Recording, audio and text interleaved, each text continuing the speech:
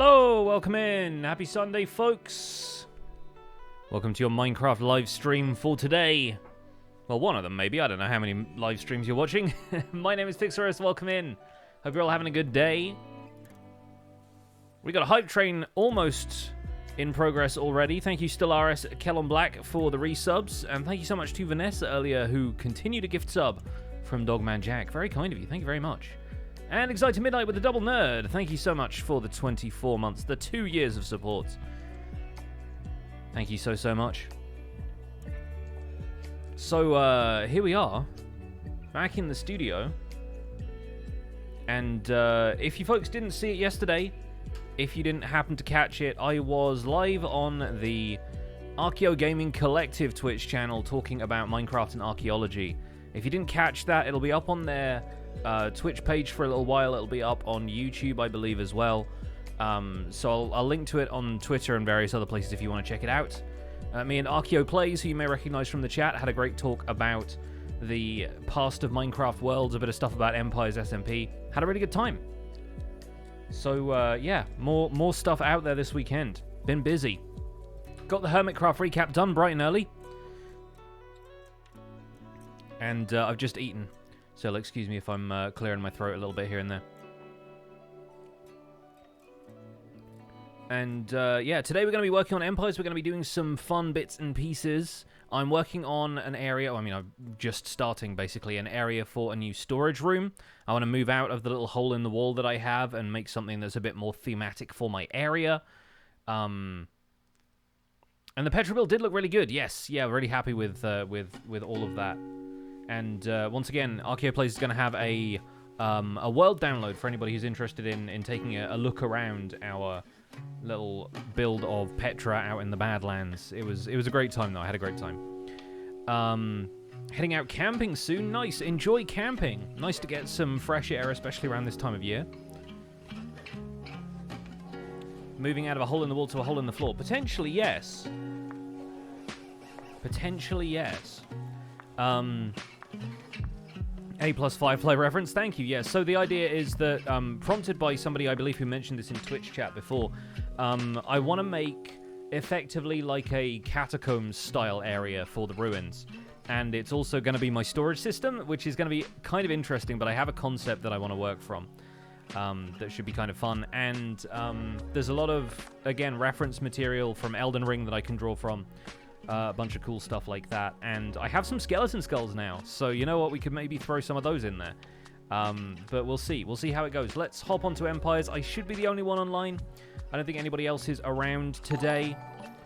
And I am currently on the top of the mountain where I'm attempting to restore the egregious removal of calcite from my hillside. Joel. So we'll see how that goes. But I'm not going to worry about that right now. Instead, I'm going to get some sleep because it's dark out. Although, if there are any creepers around, I may end up grabbing some more gunpowder from them. Asbaham, thanks so much for the 11 months. Managed to catch the torch. Talk. It was really interesting. An approach to Minecraft I'd never considered. Yeah, and that's the cool thing about Minecraft, right? Is that you can do a ton of different stuff with it. It can be approached in so many different ways.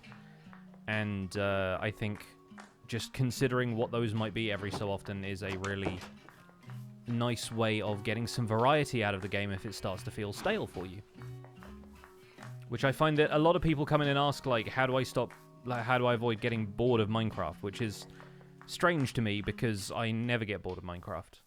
Get burnt out occasionally from content creation stuff, but I feel like, you know, play a little bit of another game and then see how you feel about it after that. Or stretch your wings a little bit and try and find something in Minecraft that you've never done before. That's the way I like to do things.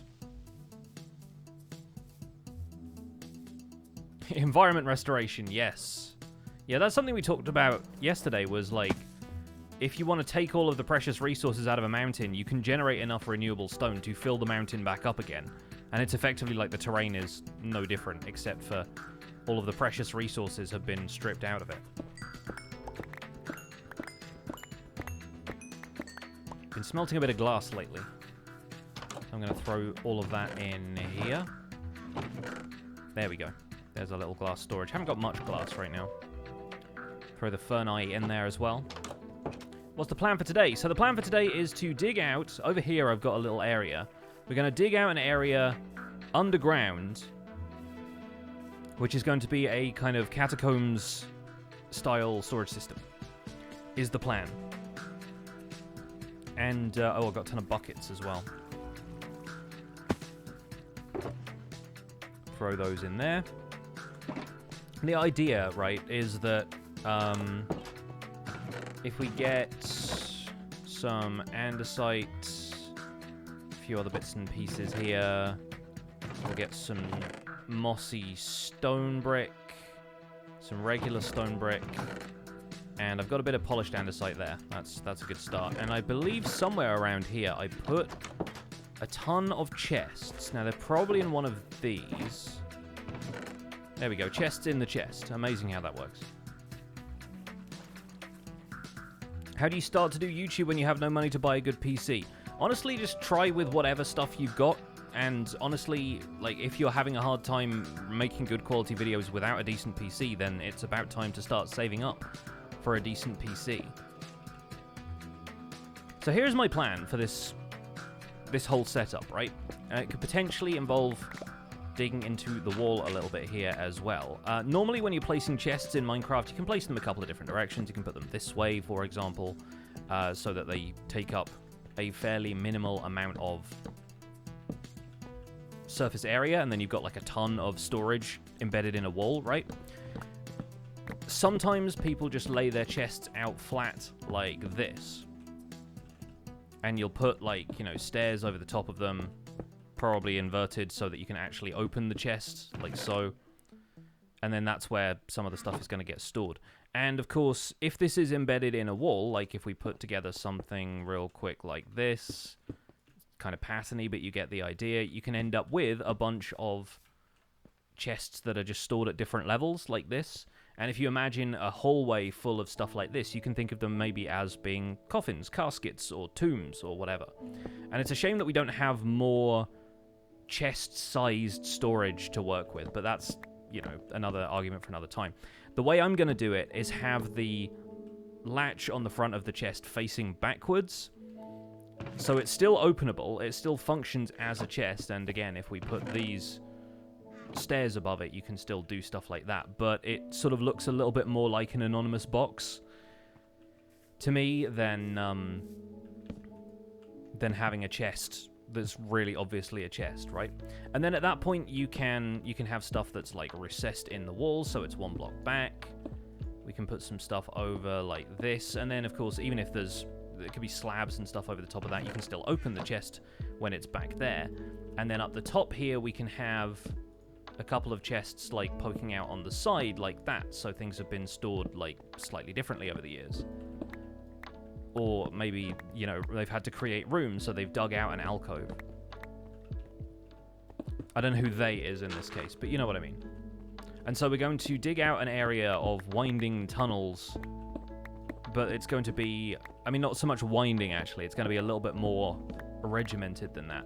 But my hope is that we can also fit in some room for maybe like a water stream going around the back with hoppers and turn it into a more auto-sorted storage system, and maybe just have different filters at different levels and that kind of stuff. I'm kind of curious to see what we can do, but I want to have a storage room that isn't just the standard like chests on each side by side impulse SV item filter kind of thing, right? That's my hope, at least. So this is going to be the outer wall. I've also been experimenting with, Joe Hills did this in Hermitcraft recently. There's a really neat way of placing a ton of blocks really fast if you're just building a straightforward wall out of one type of material. And shout out to Joe for making this a Hermitcraft episode so that I even ended up seeing it, because I don't watch all of his live streams and stuff. But if you pillar up 3 blocks and you change your keybinds so that this is a keyboard button and not a mouse button, you can hold down shift, and using Swift Sneak leggings usually like helps with this, right? And then if you hold down the keyboard key to place blocks, you can place blocks really fast because the keyboard keys don't have a limit on how fast they can act. So you end up with this like really fast block placing because you're basically placing blocks as fast as you possibly can. It's like 60 hertz input, which is amazing. And I really want to build more stuff with just blank stone walls so that I can take advantage of that, but more often than not, I want to add some texture in, and so having a wall that's entirely stone and then texturing it later, if I've designed something in Creative and then I'm using a Matica schematic to import it, is not always that easy. But yeah, super useful. It does make controlling things a little bit weird, so it's usually best done during the day when mobs aren't going to sneak up on you and stuff, because your use key is suddenly the Q button. So if you wanted to fly around using fireworks, you'd have to do that using the keyboard key. And then you can't drop stuff if you've rebound it to Q, but you could rebind it to something else. It's just that Q is right there next to your WASD. So yeah, thanks to Joe Hills for you know, bringing that technique to the forefront. I'm sure people knew about that already, and I believe it is based on a bug. You're not supposed to be able to place blocks that fast, but it's a very, very useful technique. And so I might end up doing like an exterior for this, using that if I can. You can fill your hotbar with multiple blocks and do the same thing. Yeah, there's different ways you can like scroll and like place blocks kind of randomly that way, I guess. But it just gets a little bit fiddly at that stage. It's probably going to require a little bit more fine motor skills. But we'll see how it all goes. And yeah, maybe we'll end up doing some fun stuff with that in future. Again, it's like the Swift Sneak bridging, like being able to bridge kind of like sideways and diagonally, and then just you kind of spam place blocks and you can bridge a little bit faster than you could in previous versions of Minecraft. I kind of like the fact that there's now a way to build walls super fast too. Nobody else is online, Jay. It's just me. Just me right now. I think everyone's having a chill weekend. So in terms of where we want these chests to be interred, haha, he said turd. Let's maybe go down about here, I want to say. How large will the storage system be? No idea. Haven't got it planned. I'm just winging it right now. I'm not going to have storage for every block and item in Minecraft like we did at the museum, but I want to at least have bulk storage for stone, a place for precious resources, and then a chest or two for tons of other stuff. Because inevitably, yes, I am going to be collecting a lot of blocks for future builds.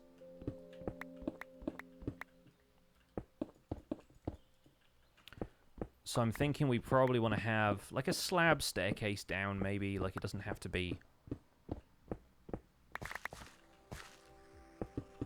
Doesn't have to be super steep stairs.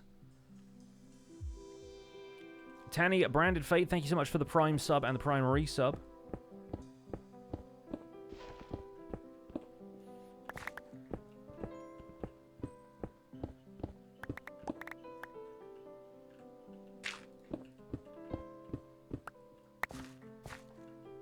NeoCubist unlocks his scroll wheel and just spins it with the random texturing things. Yeah, no, Mumbo did that in Season 7 of Hermitcraft as well. So I know of the technique. It's not something I can do with my mouse, I believe. Or maybe there's a way I could do it using scripts or something, but again, less interested in doing that.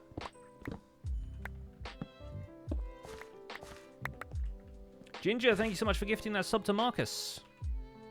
Marcus, enjoy that gifted sub.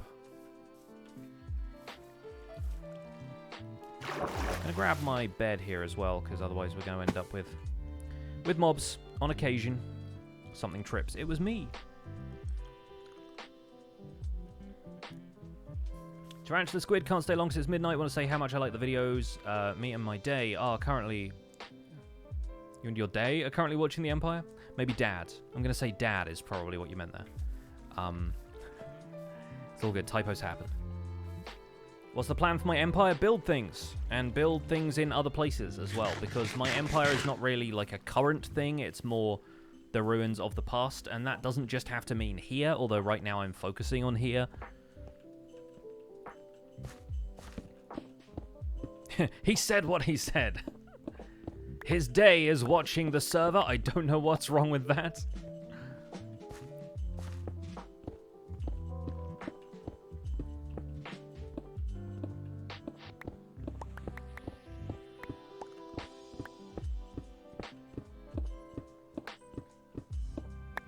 Why are your notifications always late? I mean, welcome to Twitch. They have to do a lot of stuff with this website. Sometimes it's difficult to do it all at once.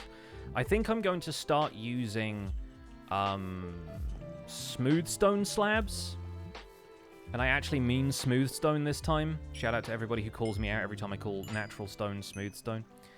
Not the time. Let's do one of these. And that one there as well. Actually, let's just split these between 4 furnaces, because I don't need that many, but I also want to have the blocks faster. If this catacombs thing works out, we'll probably build some sort of auto smelter around here as well, but I also don't know for certain if that's going to be in here or if it's going to be somewhere else, you know? It's usually helpful to have it near your storage system, but I also don't want to have everything in one place, because that starts to become very survival-basy. At one time, stone was called smooth stone. The thing is, these stone blocks used to be what made smooth stone slabs, but then they made smooth stone blocks their own thing and natural stone slabs their own thing. It feels weird just calling it stone, because there are so many modifiers for that, so I started calling it natural stone. Yes, I saw Grian's rebuild of Corf Castle. I thought that was really cool. I did kind of joke about it on Twitter, being like, you know, what a coincidence. They start doing stuff with National Trust and UK, like, conservation societies and stuff right when I start doing historical past preservation things on empires. Coincidence? And of course it was a coincidence. A very happy one, though. And let's be real, like, what Mojang has been doing lately with encouraging people to take an interest in the world around them is very much, like, of a mind with stuff like the National Trust, so that works really well, I think. How do I stay organized? By building storage systems like this occasionally. Tadpole Milk, welcome back. Thank you so much for the 17 months. Had a couple of Heritage Orgs approach you about Minecraft builds. It's starting to catch on a bit more. Yeah, I hope so. I do hope so, because it's a really interesting medium, Minecraft. Like, it's an artistic canvas, but also the elements of it that are very video gamey are what kind of hook people in.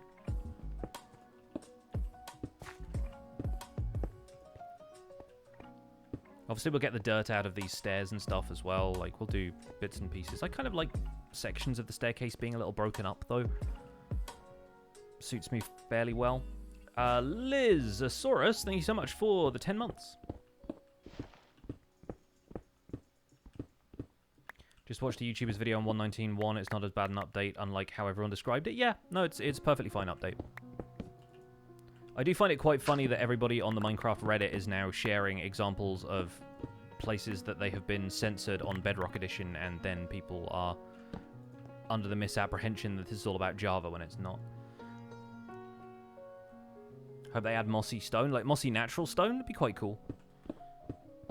Mossy stone variants of all stone types would be greatly welcome, but I think lately I have started to be less concerned about individual blocks for detail and started to try and build larger so that I can use, like, full moss blocks, and it kind of becomes part of the same picture. But basically anything can be turned into a mossy block if you add vines or glow lichen to it. The difficulty with vines is controlling them. But, like, you can layer stuff on top of blocks like that if you feel like there isn't enough different textures to them, you know?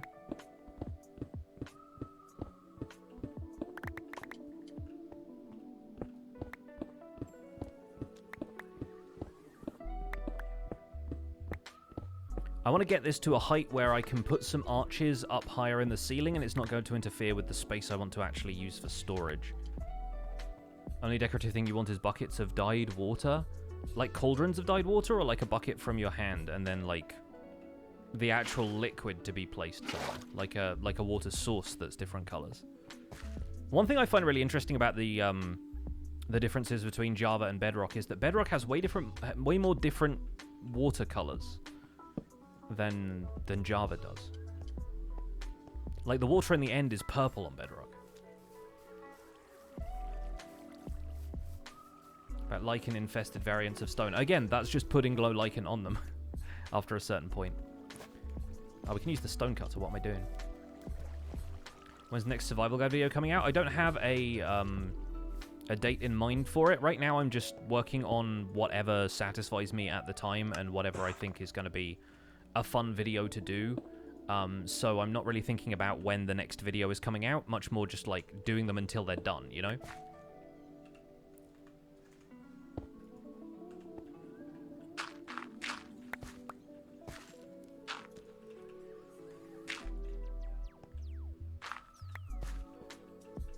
Your dog just walked all over your sketchbook. Oh no!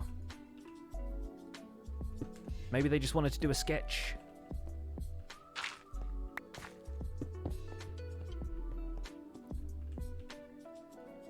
Draw me like one of your French bulldogs. Do I like Java or Bedrock more? I've played Java basically since I started playing Minecraft on PC. So I'm just more used to Java. And Java has a lot more tools which are beneficial to content creators, like community-made mods and stuff. Stuff like Replay Mod and Lightmatica really springs to mind. And so I'm just more used to the Java environment for making videos.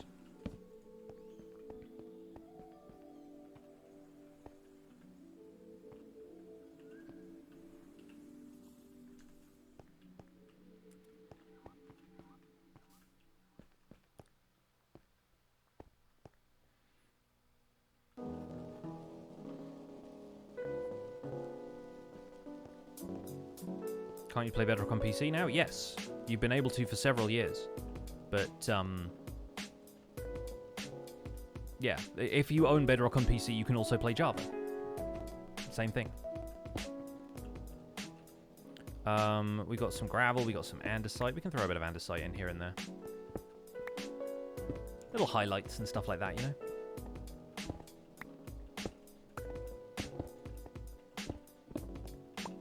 Andesite can look a little bit worn like that, so it can be a sign that people have been hobbling their way down here. Or maybe dragging themselves back out. Maybe this is where the zombies came from. Like the shaders and textures I found on Java Edition better than Minecraft RTX? Fair, yeah. It's entirely a matter of personal preference and taste.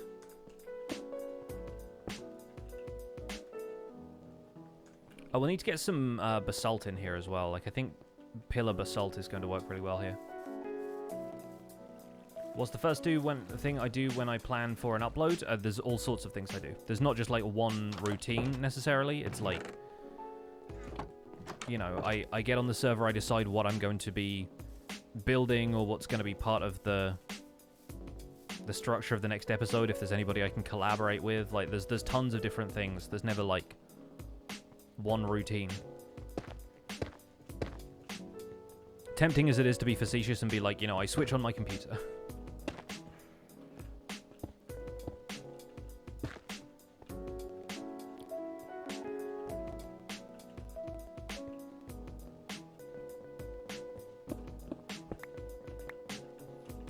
I think the key here is going to be alcoves. Where'd I put my stone cutter? Did I leave it somewhere up here? Yeah, I did.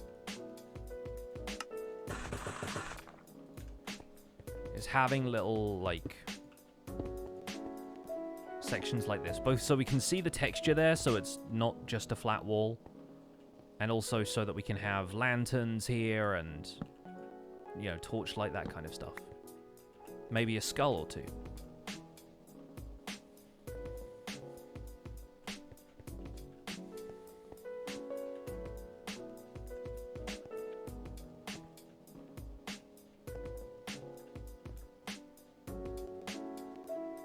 We can also use these to start archways. If we want to have something like this going on.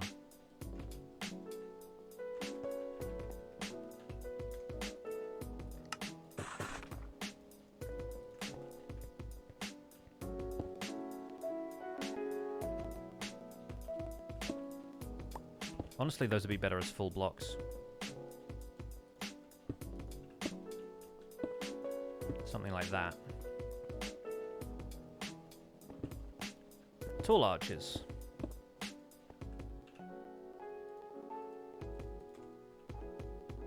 you want to have something? Yeah, we want to have something like that, don't we?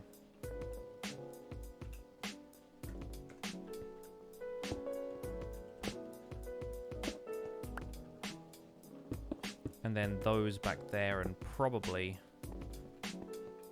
stairs on the sides too.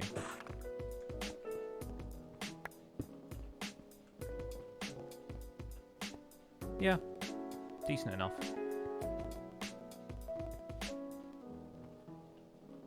Maybe place player heads to show the head hasn't decomposed. I'm pretty sure anything in here would have decomposed. Unless this area has magical properties, which is not the plan for me.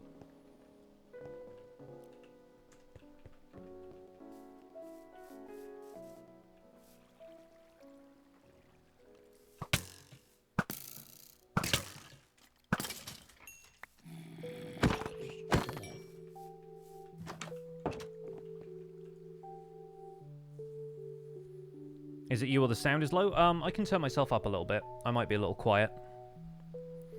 But if you ever have issues with the balance of streams, I recommend, if you're comfortable downloading browser extensions, look into getting Frankerface Z for Twitch. Has a really cool expansion to the native Twitch stream player, and it includes an audio compressor, so you can press like a one-click button and it will balance out audio levels. It will make the louder parts quieter and the quieter parts louder and make it more consistent overall.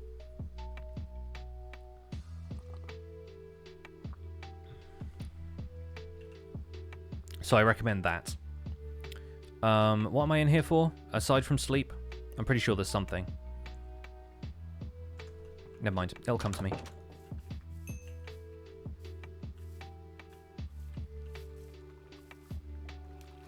Yeah, the FFC audio compressor is very good. I'm a big fan. Lanterns, that was it.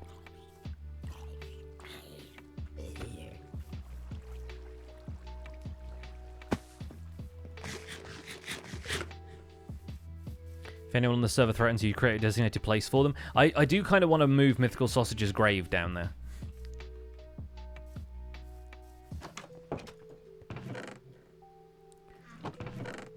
Do I have any lanterns already? It seems like the kind of thing that I would have got by trading librarians a while ago, but there we go. We got some different mob heads that we can use down there. We got chains. Got more chains in there. Not seeing any lanterns. Utility. No, looks like we don't. Okay, I'll craft some.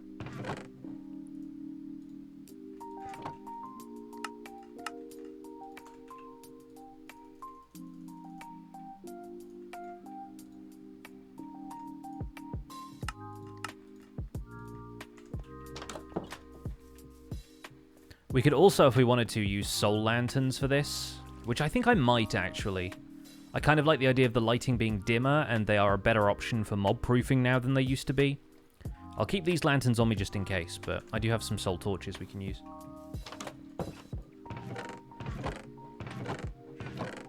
Somewhere. I think they're in one of these. Is it this one? Yeah, there we go.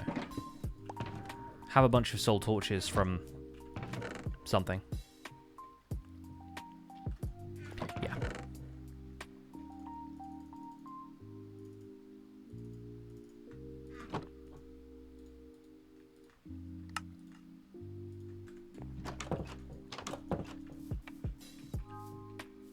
How many people have claimed a Tower of the Bridge? So far, I think it's still just Mythical Sausage. But the others have other stuff they've got planned.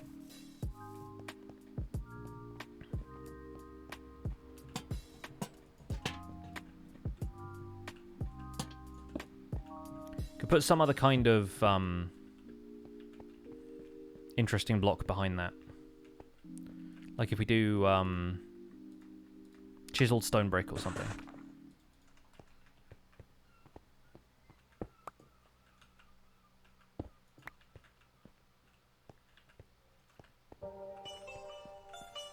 Looks kind of neat. Getting there. Might widen this out a little bit, I'm not sure yet.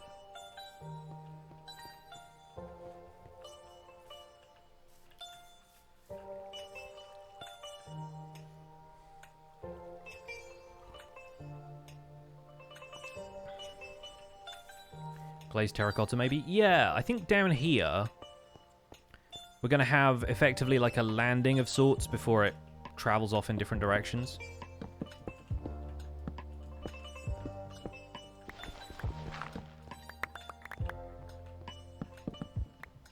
So we'll have a 5x5 area here. And we can have some glazed terracotta in the floor. Because I like the idea of there being kind of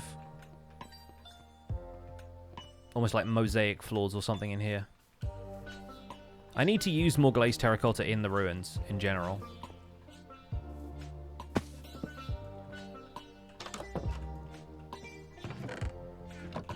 And I had some of that. We've got the light grey. I don't know if I smelted any of it yet. Thinking decorative blocks, where would I put those? No, I don't think I have them. We can maybe use some oxidized copper and the light grey terracotta. Because this is the one that's got this kind of cyan accents to it. What's the idea behind this build? It's a catacombs. There we go. It's catacombs for the ruins area around here, but it's also a place where I'm going to have a long-term storage system.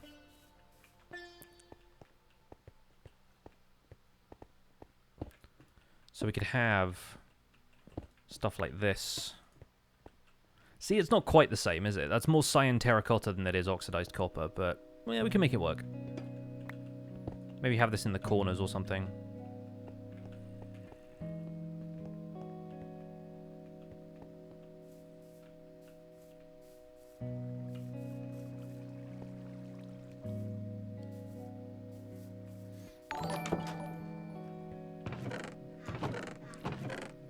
Do I have any other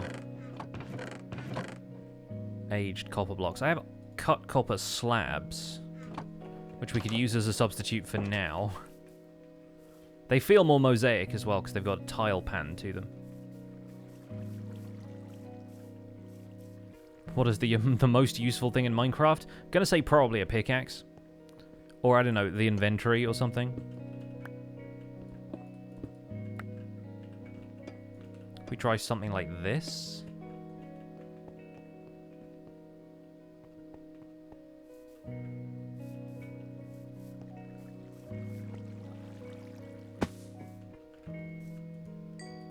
Yeah, we'll give that a go.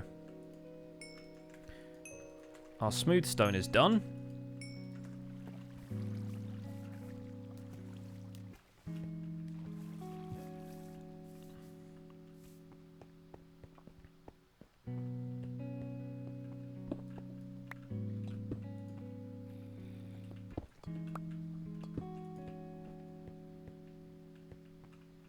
I like the idea of there also being a few blocks of this missing in a way. Like, there are some sections where the floor is just, like, worn out from whatever pattern it used to have. So maybe we can leave out, like, one or two of these here and there, you know?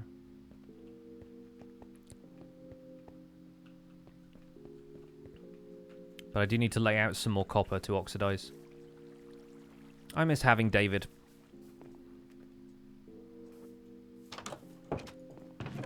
But building something like that on this server just for the sake of oxidizing copper that I don't use very much would be kind of absurd.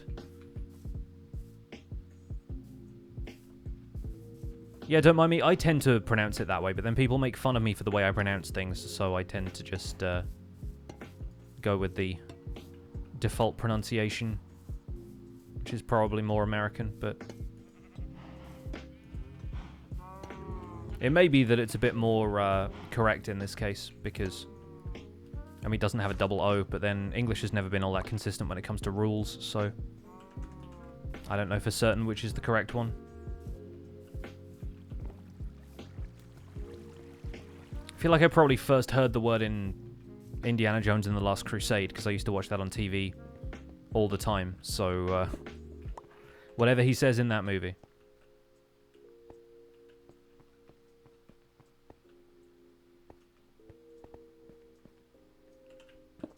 And yeah, maybe a patch over here can be andesite to imply that it's a little bit more worn down, maybe from foot traffic or something. Because people aren't going to be walking over into this corner, right? But they are going to be walking around this way. Just crime.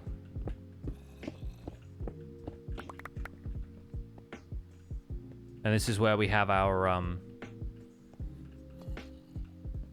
next tunnel. Maybe down a couple more steps, but then we start the tunnels proper, you know?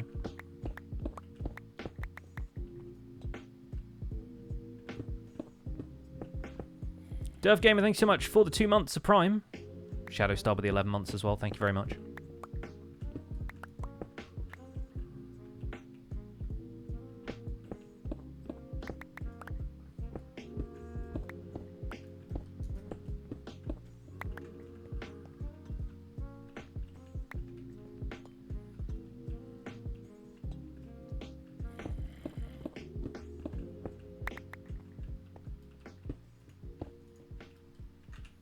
I guess we can maybe continue the andesite down in slabs as well.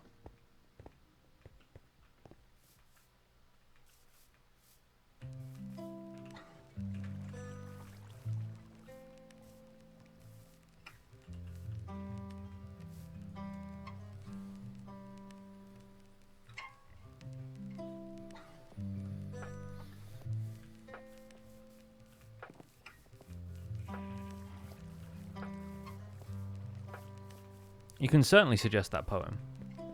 I've not read it myself, but chaos is always welcome.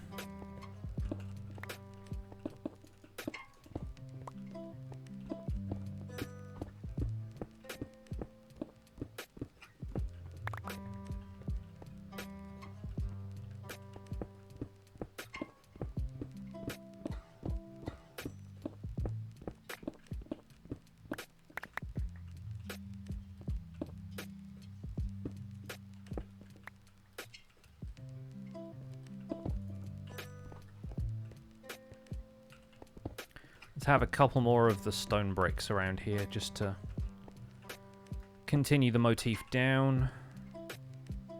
Turn some of this stone I've been collecting into stone bricks.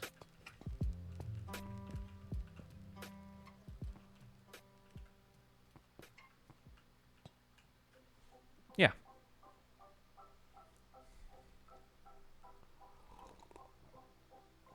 Ask him when the next episode of Empire's SMP is going to come out. I won't have it ready for tomorrow, but probably Tuesday. It's most of the way done. I just need to get some more progress on this done. I need to render a couple of time-lapse things and replay mods, flybys and stuff.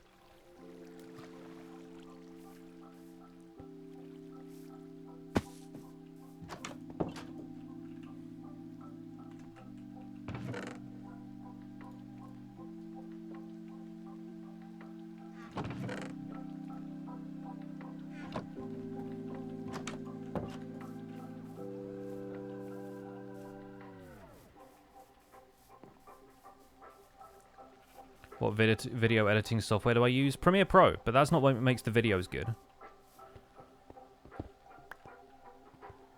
Premiere Pro just makes it straightforward.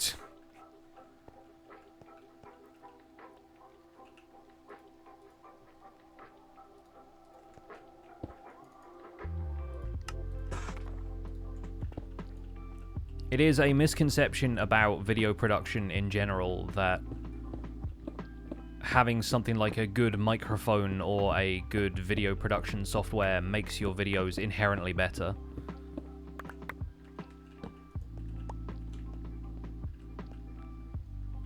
Like, having the right equipment is important, but also knowing how to use it and being able to get by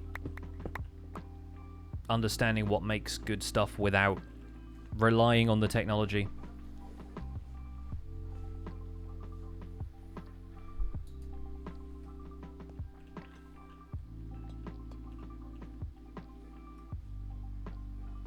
Premiere Pro is what shortens your life when you live an otherwise healthy lifestyle. Yes, that too.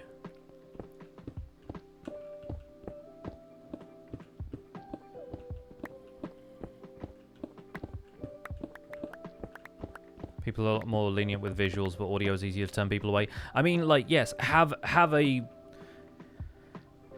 good microphone, but don't have the top of the line microphone and expect it to make your voice inherently better. Is more my point. Like, I'm thinking much more along the lines of, you know, don't expect to buy like a super expensive microphone and notice an immediate difference in audio quality if you're already using something that cost a, you know, 80 to 100 quid. Like, if you're using something like a Blue Yeti, but then you make a shift to something like this, it's not going to sound that different, you know what I mean? Like, because the difference has to come from your presentational style, the energy you bring to the recording, your voice in general. Like, a lot more of that stuff matters than whether or not you're using, like, a decent headset mic. Like, Etho is a great example of this. Etho used, like, a $30 headphone mic for years. I think maybe still does if he was able to get the same one. I remember him talking about it recently. As recent as, like, 2 years ago.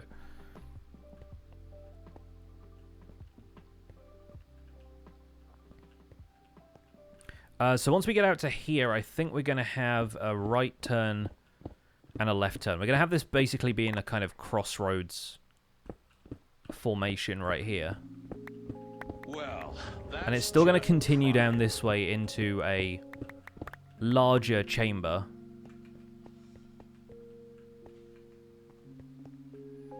Wilcut, thanks so much for the Prime sub. Brand new Prime sub here on the channel. Enjoy your emotes and your sub badge. Welcome to the Pixels.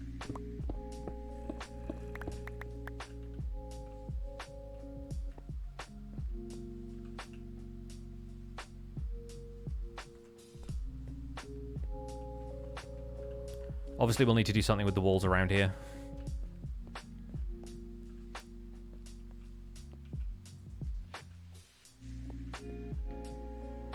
But I'm looking at the space in here and I'm thinking, is that enough room to hide something like an item filter if we wanted to do item filters?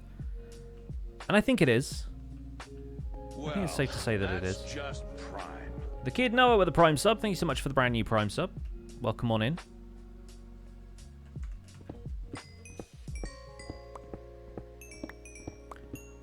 Pull out all the coal ore because I have just used a lot of coal to smelt things, so it's pretty useful to have a good supply of coal.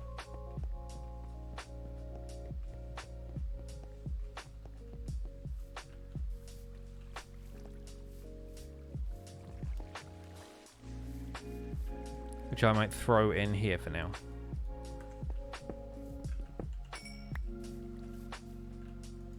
We'll slowly fill these up.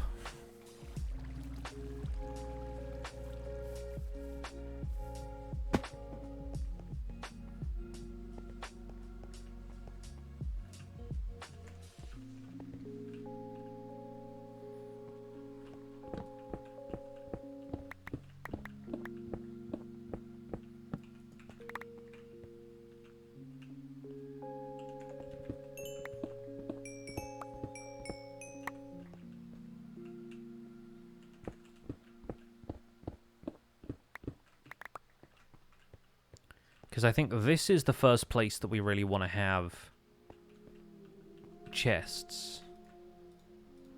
But if we want to have them in the walls like this...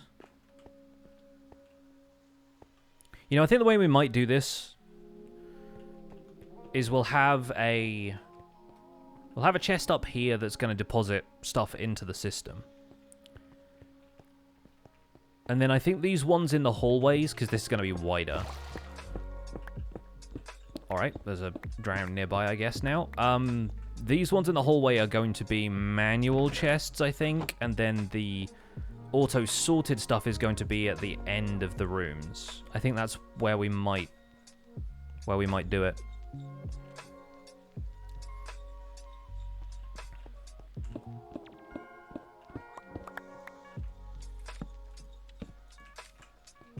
And then we can have miscellaneous items in here, you know?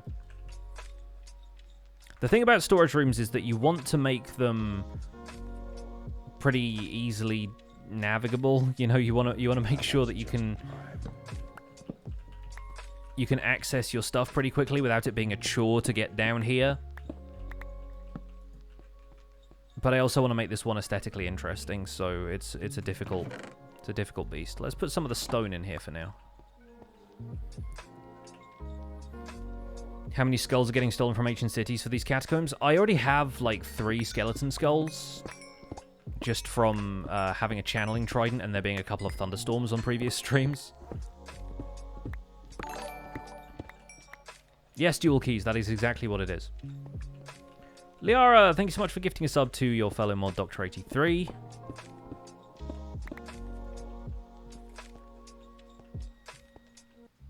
You know what, we'll need 3 blocks in from the intersection, so...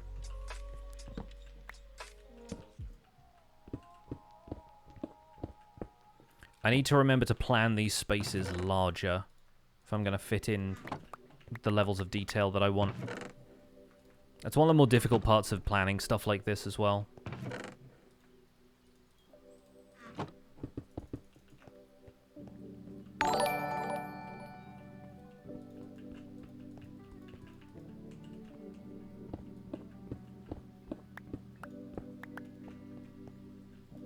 But having, yeah, andesite, basalt, pillars makes the most sense to me. Barda CH, thank you so much for the 6 months.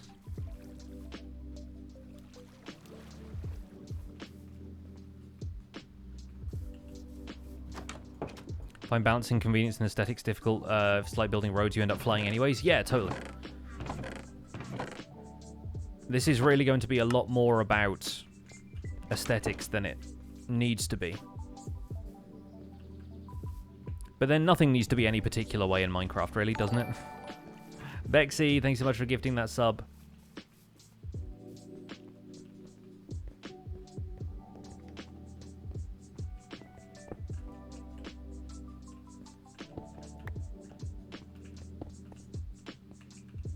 Okay, yeah, that needs to be 1 more block further over. So that's like here. Because we want the walkable area to be 3 blocks wide so it doesn't feel claustrophobic.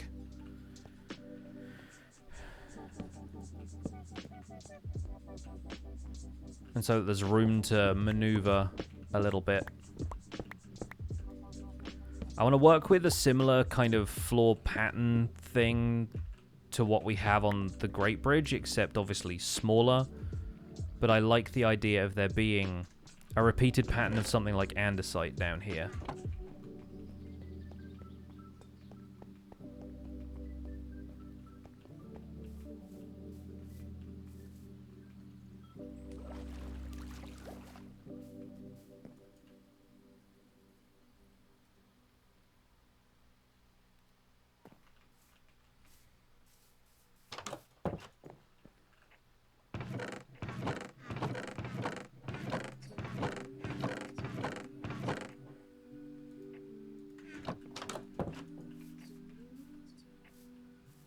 Empire doesn't have a name yet.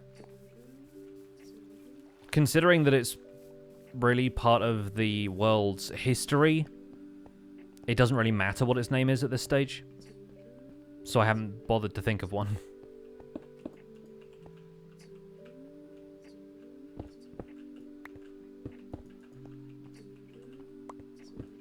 If we do something like this...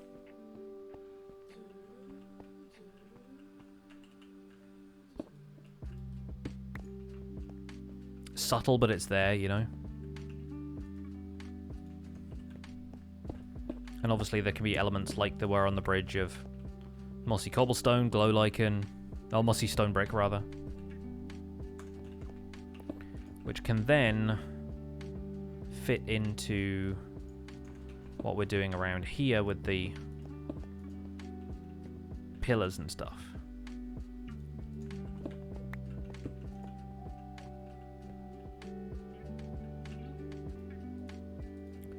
Did I plan something in creative? No, I'm not following any kind of creative plan right now. I messed around with a couple of ideas loosely in survival and decided, yeah, we'll probably go with those.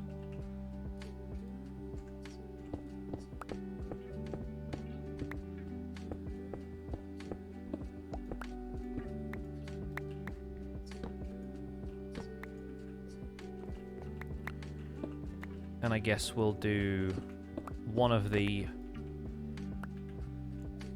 other alcoves like this.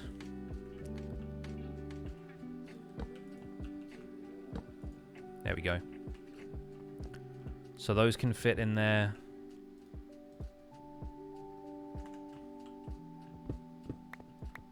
Need to make sure we've got enough ceiling height that we can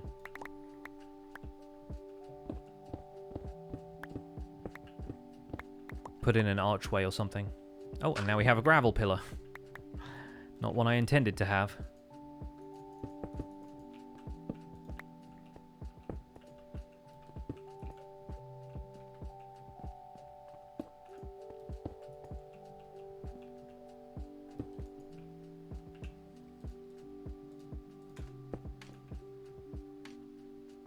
You know, we could go with walls. Like the actual wall blocks for some of these, maybe. Could provide a nice amount of depth here and there. Let's try that. The thing is, then you don't have it attaching to the stairs on either side, and I'm not sure if that's a good thing or not.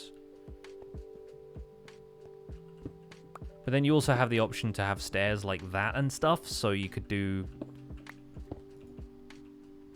something behind there even. There's potential.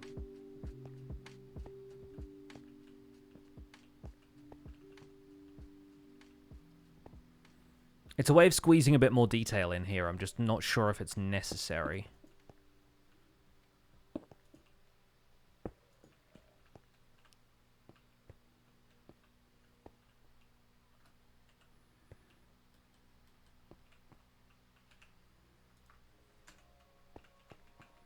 Let's bring this down here.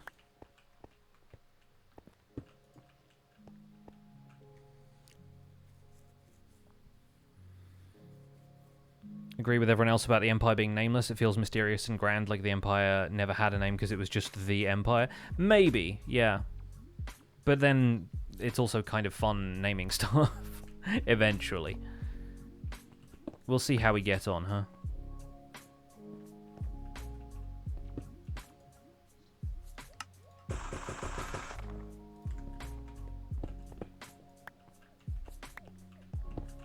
Yeah, the question is, do we do those pillar walls there as well? I'm inclined to say no, because those don't feel like recesses anymore. They feel like they're actually sticking out at that stage. Although that could be a design element that we bring in later, where we have the pillars there as kind of like half walls, and then we push the chests back another block. Maybe we do that in a different area, but right here it doesn't feel like the right vibe.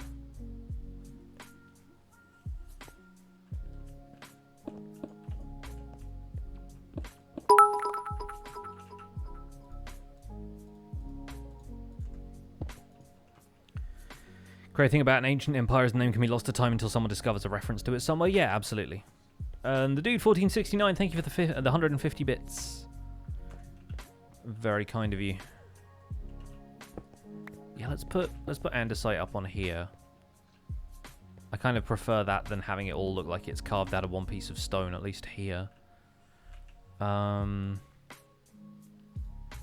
maybe we put the andesite walls in there. And again, we could do something different behind here. We could have that be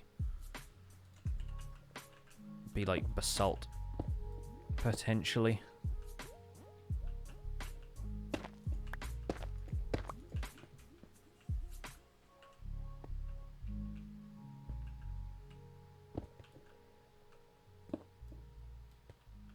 Yeah, maybe we do something like that. Oh, that's going to be difficult to place that block. Can we do it? Just. There we go. Yeah, just for a bit of texture behind there, I think that's quite cool. That's quite cool. I like that, actually.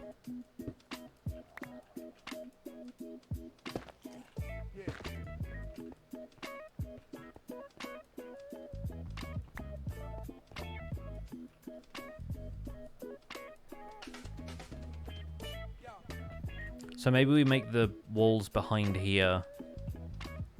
That could also, if we end up putting hoppers going into any of these, it could help them blend a little bit, because the hopper, like the iron grey, is closer to something like the borders of the basalt pillars.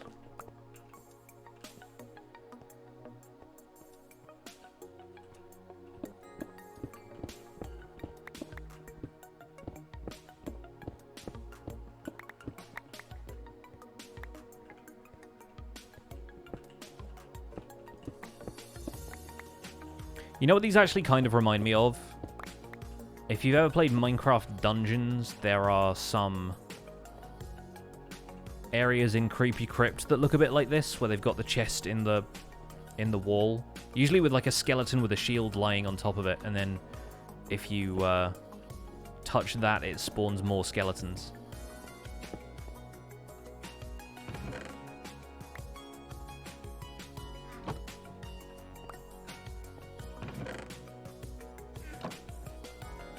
Had a D&D campaign played in an old country, totally in ruins. My players referred to it as Forgotten Land or Place of the Lost because I refused to name it. Yeah, fair.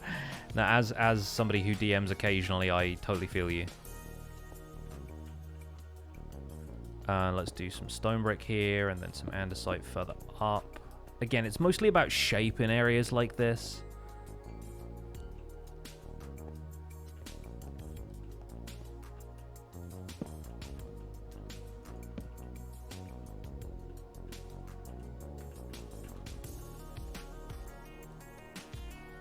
As long as we get one chest facing that way, then you can shift-click the others onto the sides, and that makes it much easier to place those.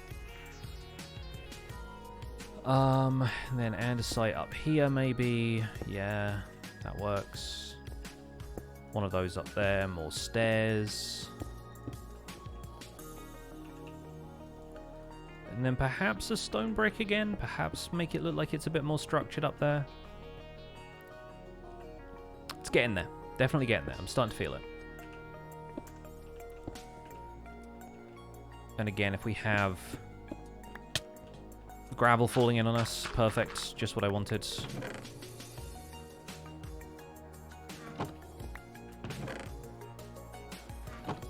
If we have one archway starting a block further forward, then that starts to feel a little bit more structural, right?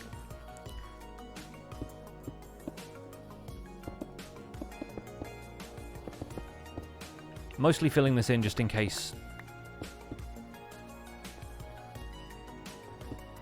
I end up hollowing out the area behind there and I need solid blocks to place stuff on. So if we have this going like that, and then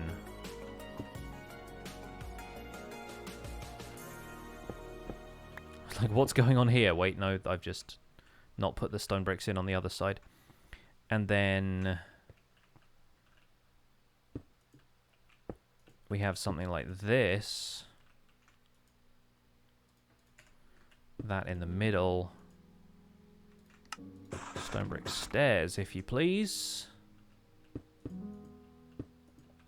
Oh no, and that's still got to be one.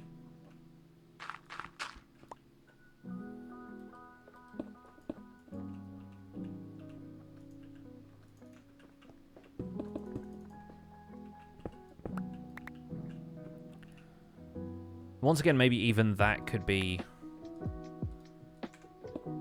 a wall, a chain, a lantern. That's still a chain because I didn't swap them around properly. A lantern. There we go. You can do stuff like that. That could be a chiseled stone brick even. Like, there's some bits and pieces we can do.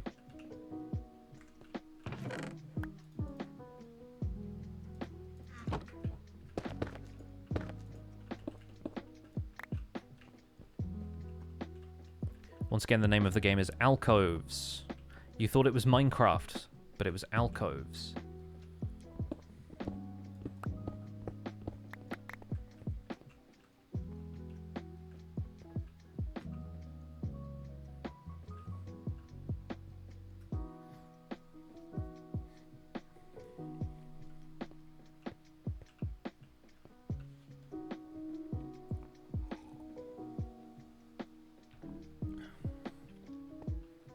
The wall, the chain, and the lantern, yeah.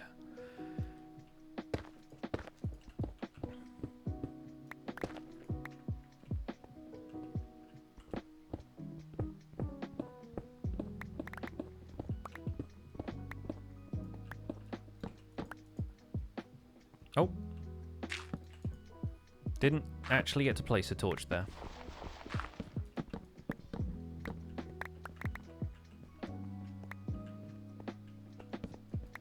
I was going to say, it's funny how the soul lantern actually feels like it's lighting this place up a lot, and then I realized there was a torch on the ground right there. This goes back to here, though, before lighting starts to become an issue. So that's actually not too bad. It's going to be terrible to look at on video. But, I think with increased gamma, just the extra glow it adds around the outside is actually quite nice.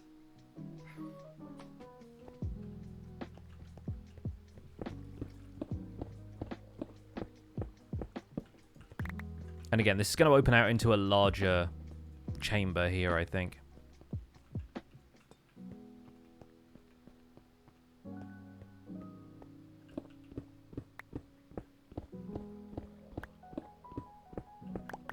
Whose grave am I digging? Mine.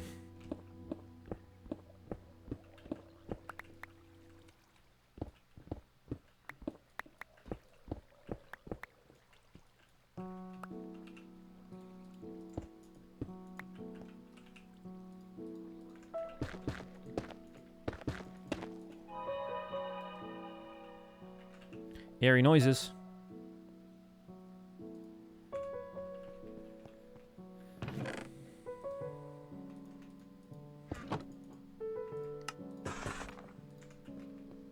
Since we've got a mossy there, we can have one there as well.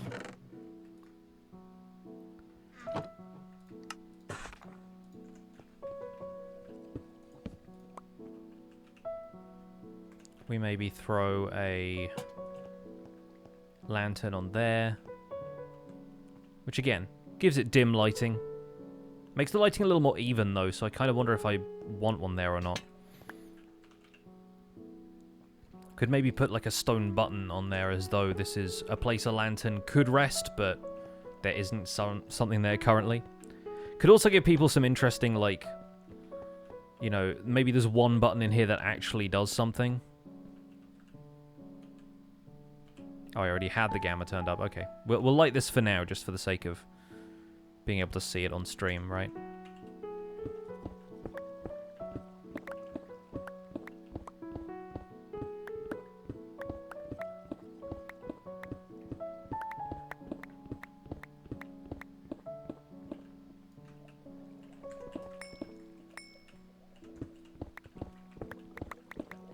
Oh yeah, here's another fun thing I had in mind as like a puzzle element. Something really simple, but something that if you're not thinking the right way, you're not always going to be able to solve a puzzle like this, right? Let's get some mossy stone brick stairs here as an example, right? And we'll put, for visibility, we'll make a wood button, and we'll put a wood button behind. Of course, it's dark outside.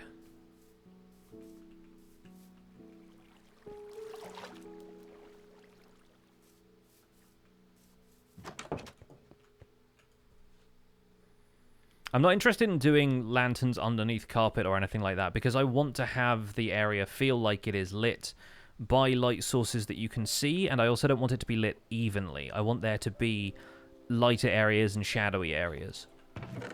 That's kind of part of the whole vibe for me. So let's get a dark oak button.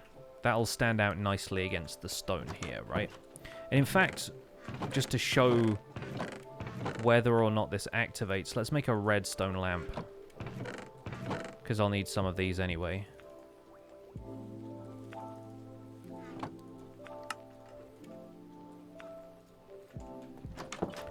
So here is a potential fun puzzle for people.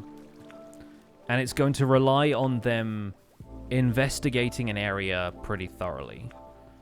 This is the kind of thing that I want to build into a couple of the structures that I'm going to be building around the world, some of which might actually end up looking quite like this, so establishing a build style like this now is quite a fun idea. But anyway, let's say, for example, you have a recess like this here. There's a button on this block, or rather, if we swap that block out for the redstone lamp, there's a button on that block and it does something. For now, we'll just say it activates that, it lights up, but, you know, that could also be an indication that the thing has been activated at all, right? So if you put a set of stairs in front of that, and it can be part of a wall design, for example, if the stairs are the right way up, like this, you can reach in there, and you can press that button. Pretty easy, right? Like, not really a puzzle, just a sign of whether or not you're paying attention. But if you invert the stairs, so if you put it like that, you can't reach in and press the button unless you're standing... In fact, I don't think you can. But then if you're crouching to look at this, while you're crouching, you can't interact with stuff, so you can't actually press the button. So how do we activate that? I'll give you folks a second. I'm sure somebody in chat's going to come up with the right answer straight away. How do you activate that?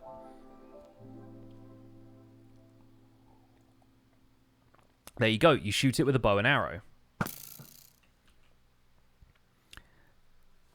Which you can do while crouching, but you can't activate it manually while crouching. And that's just a neat way of having people think laterally a little bit about some puzzles that they're going to solve, but make the puzzles, like, relatively straightforward. So you don't have to be, like, galaxy brain to figure that stuff out, right?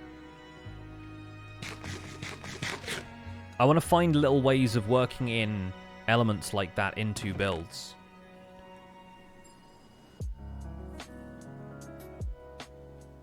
Just so that there's little stuff that people can explore and find.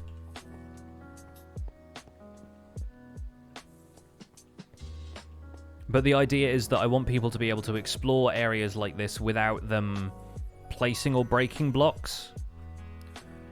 And some people may choose to solve things like that, but that's not the intended solution, you know what I mean?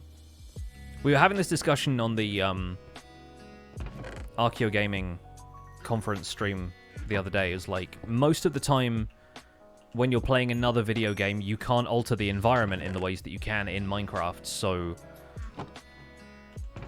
a lot of the time players have to work with restrictions that the designers have imposed to make sure that, you know, you can't...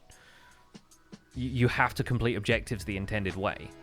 But Minecraft is not like that, unless you're playing an adventure map. And nobody on this server is playing in adventure mode because they wouldn't be able to build anything. So I think it's kind of important that, you know... I don't take it for granted that people are going to complete things in the intended way, but I expect most of them will give it a try. Well, that's just right. Because they're gamers, you know? They play the video games. The other cool thing we can do down here, and something that I've not really had the opportunity to do very much, is we can use hanging roots. Because I never get the chance to play with them very much. But we can actually start using hanging roots and hang stuff from the ceiling like that. Not that one, that one. Like these. Because I don't normally build stuff with dirt in the ceiling. So it is actually kind of rare that I do all that much with hanging roots. What am I doing? Let's put those back in here. Shears is what I want. There we go. Also, the hanging roots item on Bedrock Edition, I think, is enormous. Or was enormous, at least. It's really funny. Is this the kind of thing where we can do this? Okay, so they're pretty easy to farm.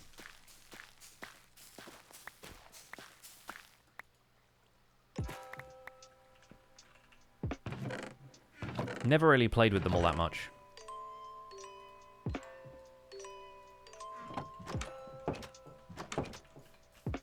Some of the copper is aging, which is good. Used to be enormous on Java too. Can you place them on stone? I don't know if you can or not. Haven't really tried. Turns out you can. So we can do stuff like that where it's like there's patches of it coming through the ceiling here and there.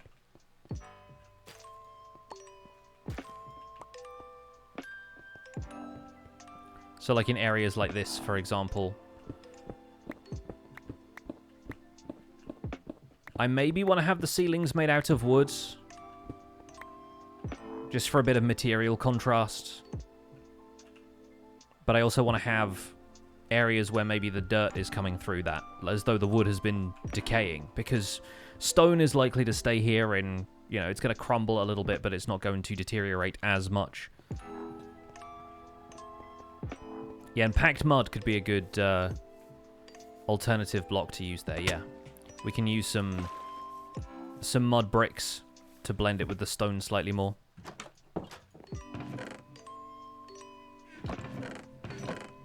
Give me a good excuse to use some more of this, because I really like the block.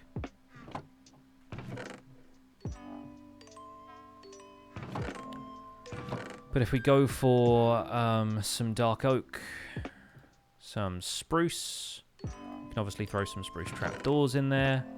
Let's get a bit of rooted dirt, since it always feels like it'd be more at home like that. Let's grab a couple more spruce logs. I have some jungle logs in here that I can just put in this chest now that I've traded most of those for sticks.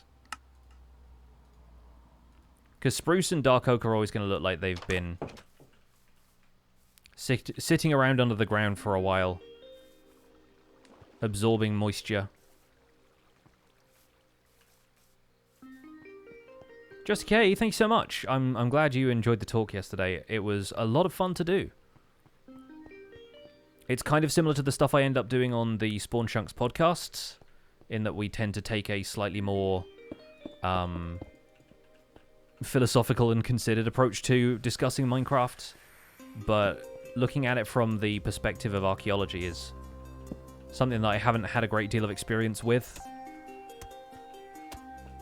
And it's always nice to have the perspective of, you know, real archaeologists, professionals.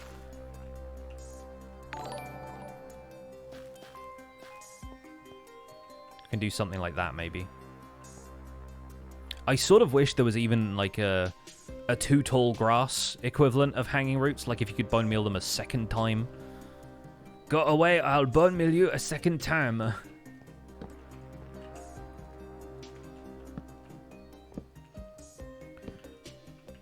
But if we had, yeah, something like that, maybe. And then this. And this. And that could even be like a trapdoor folded down, and it could have dirt blocks above that, potentially. I don't know. Maybe.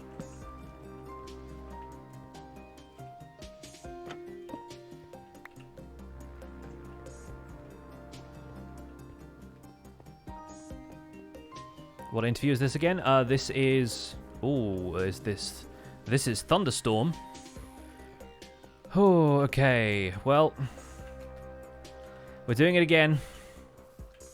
Thunderstorms will continue until morale improves.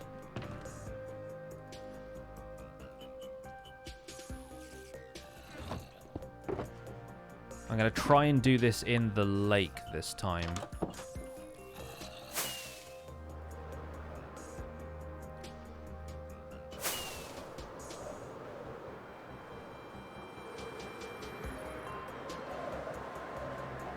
If there's anywhere around here we can spot a creeper or two.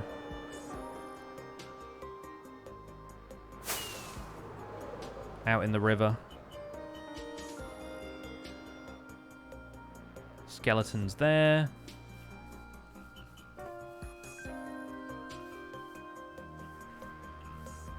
There's a creeper right there. Under a tree, though. Come out here and be struck.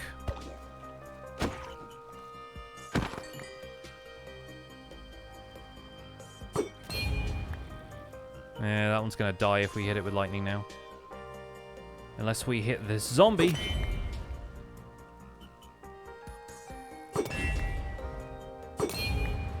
Is lightning not gonna strike stuff that's in water already? I guess not, right?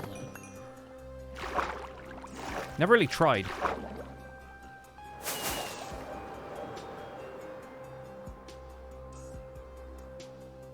How about now? There we go.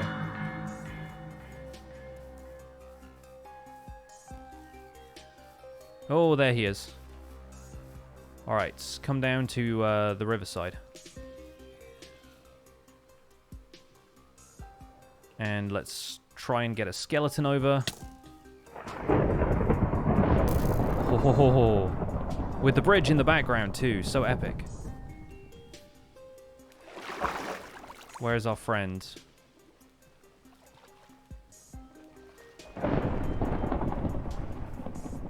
Unless it despawned.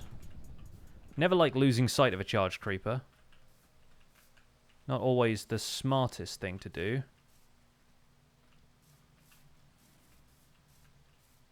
Oh, there it is. Kind of followed me.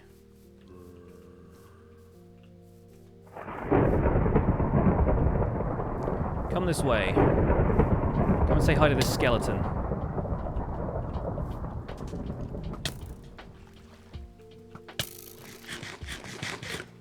Now, if you could both walk out into the water, that would be perfect.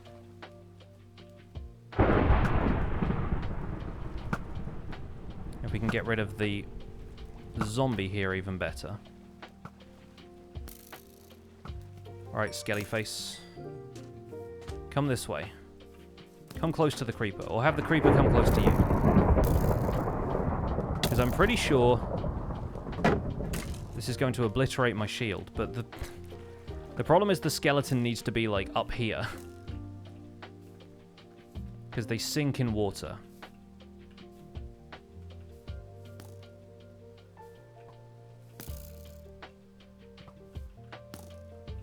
This is unnecessarily complex.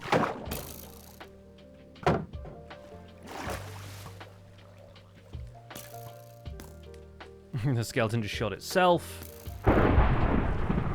I should just be happier by destroying the landscape, really, shouldn't I?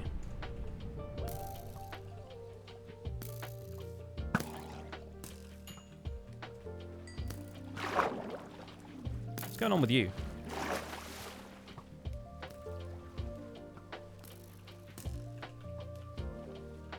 Let's just get another skeleton. This one's useless.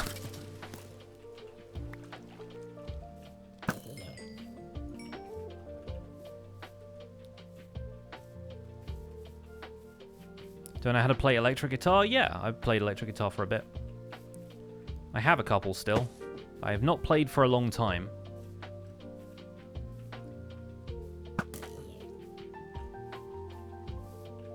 Where's our friendo? Come this way, friendo. Alright, this area over here I'm pretty sure people don't use. So I don't mind too much if I end up blowing up sections of it. I can always come back and restore the landscape a little. I mostly just don't want these zombies to get in the way because I don't want a zombie head. I want a skeleton.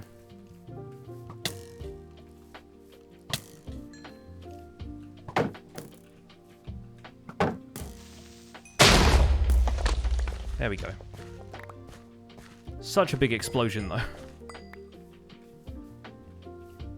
Like, unnecessarily large. Still a thunderstorm, innit?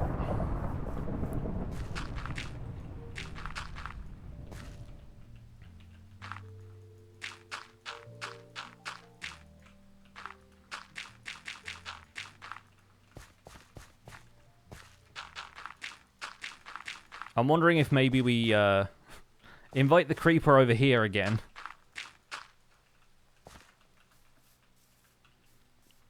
And try and set this up so they explode in the same place multiple times, and then I have less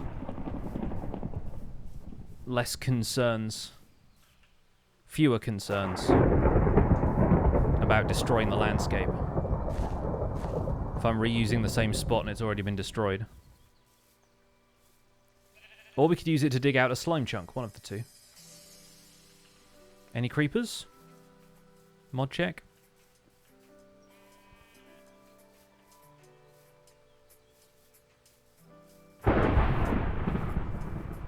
Should farm all the charged creepers in the same area? Yeah, uh-huh.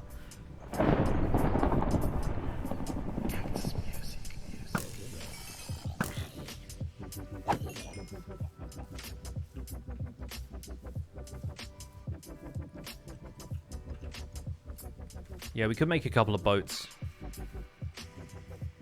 Just put all of the skeletons in boats around here. Hey, back to 30 levels. Nice.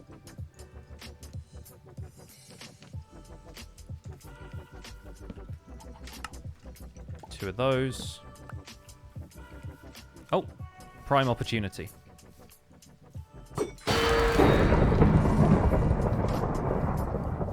Like that skeleton just didn't care.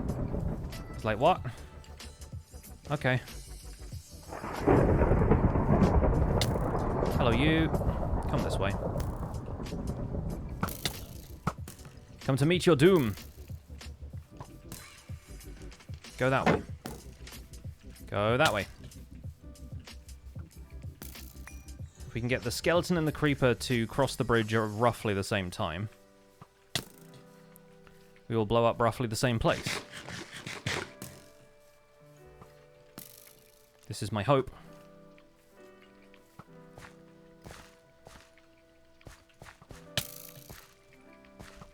Here they come. And no, it's not really going to work super well, is it?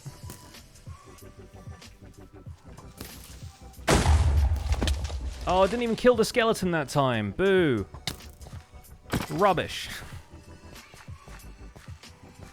No, this place is just going to get destroyed. It's just going to happen. I have tons of dirt and grass. I can use that. We can rebuild. Oh, probably don't want to... Oh, hello.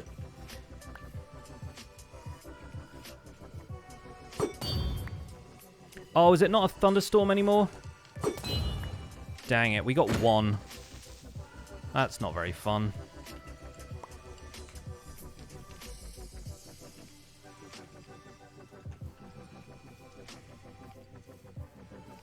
Yeah, not a thunderstorm anymore. Also, my shield broke.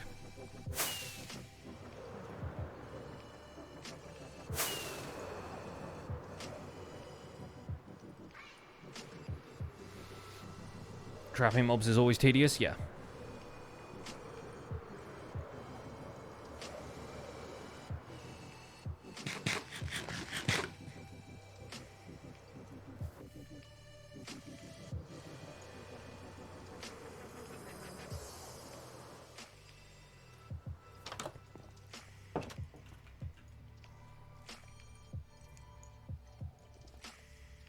Why didn't I get the skeleton horse? Don't want one.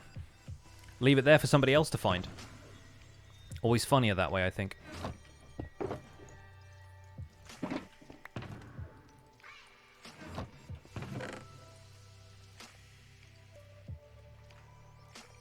Well, at least we got one.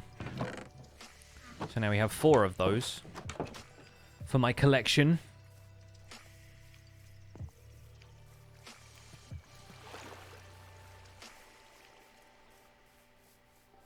Hey, Kalo Cat, welcome in. Anyway, back to what we were doing. Back to this whole area.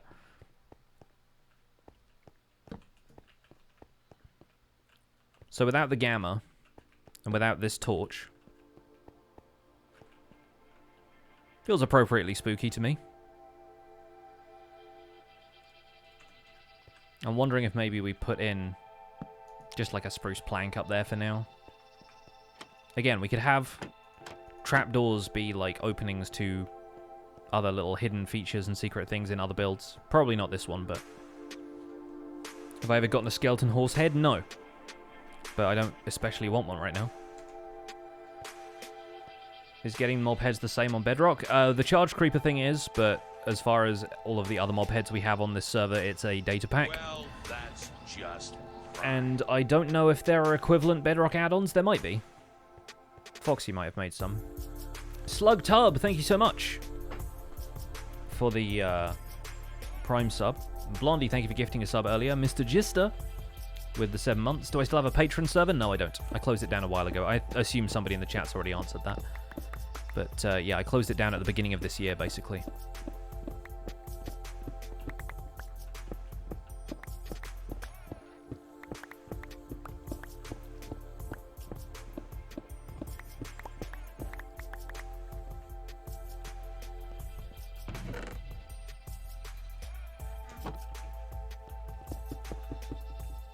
I don't think I have a Patreon command anymore just because saying I don't have a Patreon anymore seemed kind of redundant.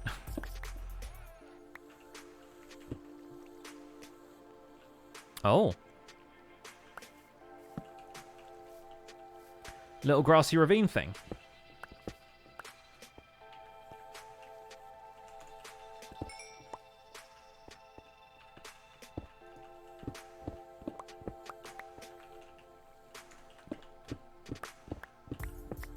Oh yeah, another cool thing we can do, if I want to have sections of this that are either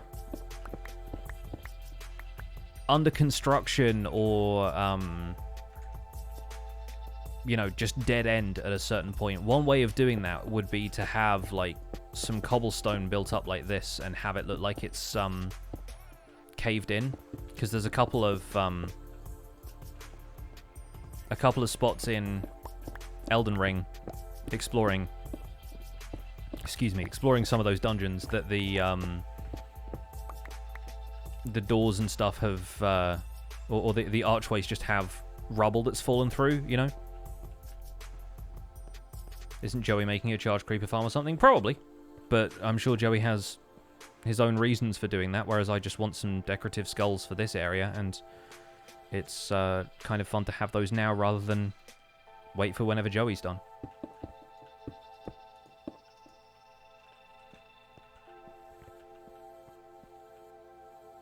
Tough could work well? Yeah, no, totally, yeah. Tough, mossy cobblestone, good combo. Isn't everywhere in a catacomb a dead end? Very good.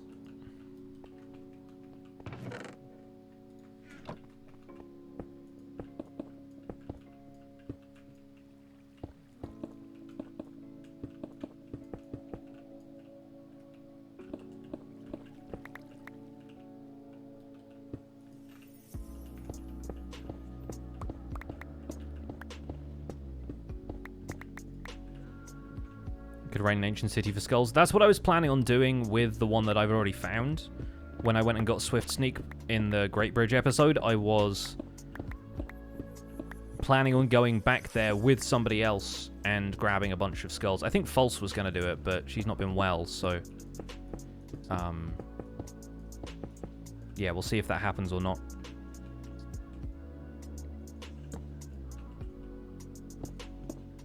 Since this is a catacomb, what if there was a statue of a cat around here somewhere? Could be. I'm thinking in Elden Ring, the first couple of these types of dungeons that you go through, there is a boss at the end of them called it's a burial watchdog. And it's this animated statue that comes to life and starts, like, breathing fire at you and stuff. And I kind of like the idea of there being something like that here, but I don't know what.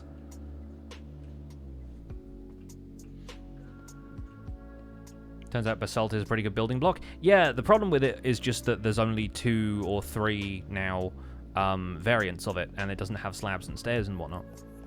But the polished basalt I really like, especially for the theme. Like, you just gotta have the right theme for it, right? It's the same with any building block. Like, I wouldn't want to use super bright concrete in any of the stuff that I'm building here, but I wouldn't go so far as to say that's, like, a bad block. It's just not for this context.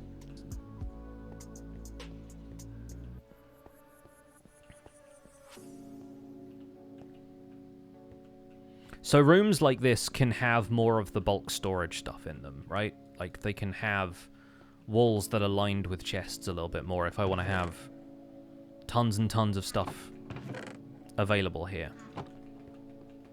Like, we could do ones where there are maybe like 3 rows and then another 3 there or something like that, right? You could do stuff like that pretty easily. I could even have bulk storage for wood and have it be 3, 3, and 3 because there's 9 different wood types now. Hide a warden down here. Nah, I mean, I'm planning on using it regularly myself. This isn't like a dungeon for somebody else, so would really rather not hide something down here that could kill me. Other people, sure, but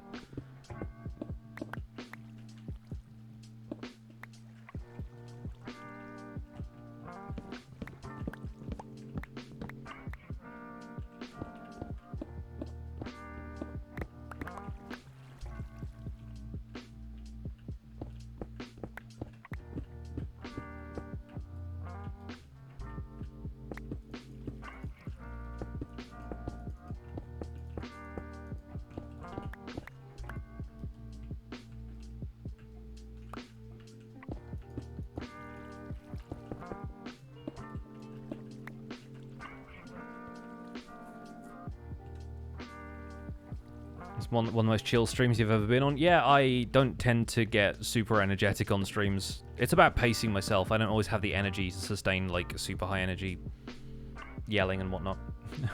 I'm no XQC. Not exactly going to be leaping out of my chair over here.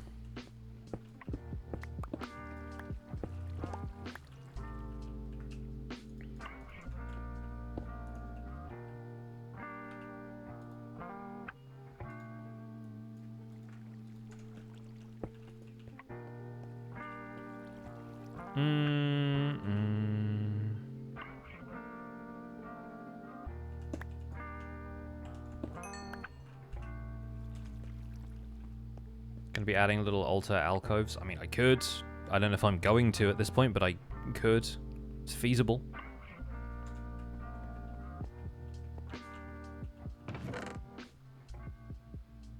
Put some of this stuff away. Oh, I'm still carrying the copper around.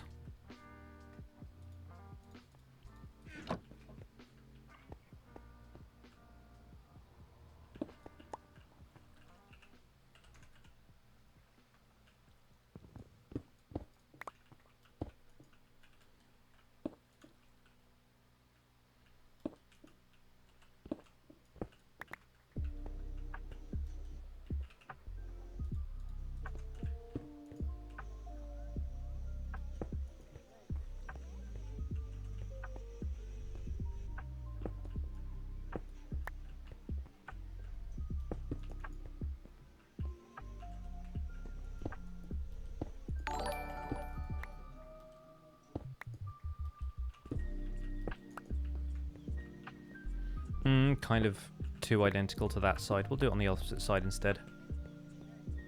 Yeah, there you go. That works. Satisia, thank you so much for the 7 months. Welcome back. I think 1 block further back for these.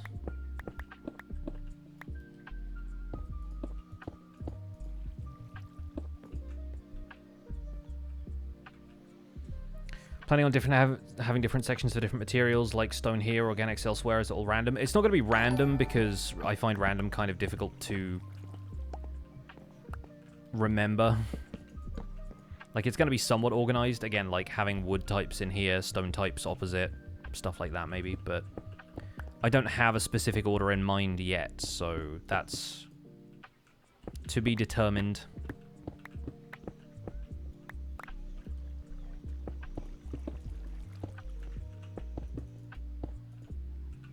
And again, whether this is going to be filtered or if it's just going to be manually sorted, I think I want it to be auto-sorted to an extent, but I don't know how much of that is going to be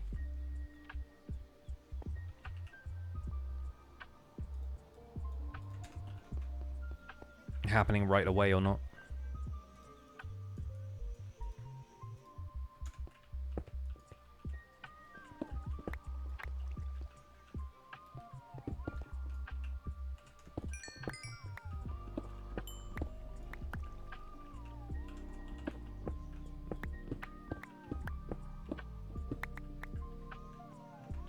Grey concrete powder could be a good texture to add. Honestly, I don't know if we need it down here. At least not yet.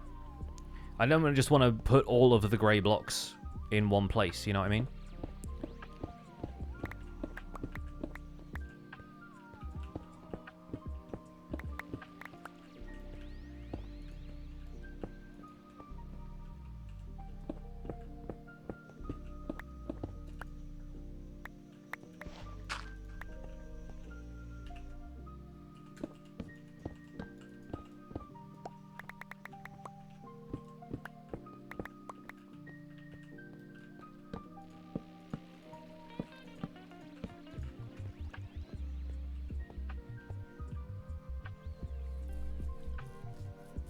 Plan it to be automated in future, lay out the chests in a way that would help sort it automatically later. Yeah, I think the idea here is that these are at least going to be more straightforward.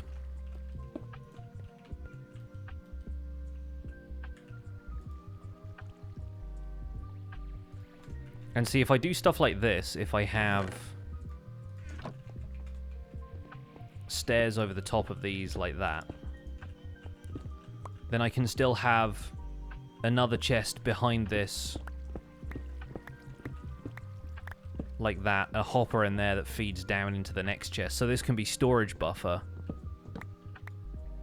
while still maintaining the same kind of wall design that we had back there, you know? Am I going to have essence of something like smallish beans? Yeah, probably.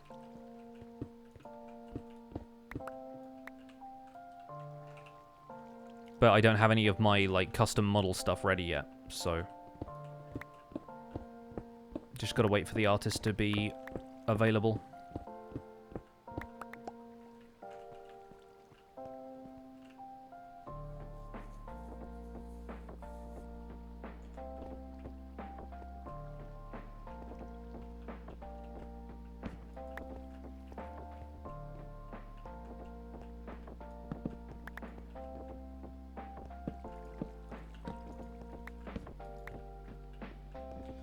If I have a torch there now, it still gets to 0 block light around here. So if we have a torch like there, that still gets to like 2 or 3 block light, but it doesn't ever get down to 0. Even up in this alcove, it's still 1 block light, so that's not spawnable, which is good. What is the essence stuff? It's just a convenient thing to allow us to have like custom crafting recipes for all of our custom tools and armor and everything. Just a way to make it a bit more fantastical. Instead of relying on stuff having to have specific names, which I think is what we did last season with the Optifine thing.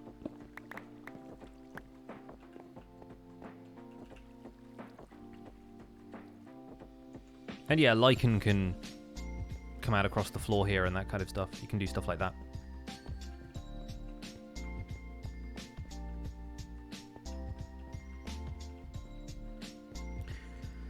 The question is now, do we do 6 chests across the side here, and then 6 chests across this side, and then have 9 of those be for logs of the different wood types, and then maybe the last 3 could be miscellaneous wood stuff, you know? Like it could be all of the stairs, slabs, doors, trapdoors, etc. Like in the last 3 chests. I think I might do that. Just to not keep this room super long.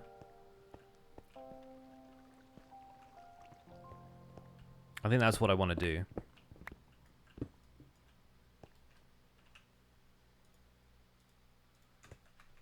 Can put these boats and stuff away. I'm just carrying around all of this loose junk.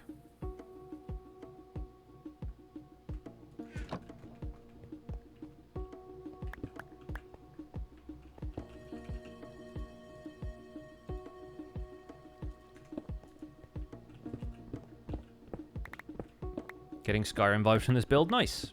That's not necessarily a direct inspiration, but it's part of the vibe I'm going for, is that kind of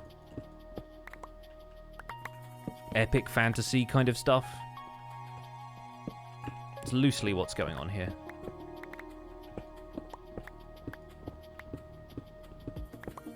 What do I think I'll name my empire? I don't have a name for it yet.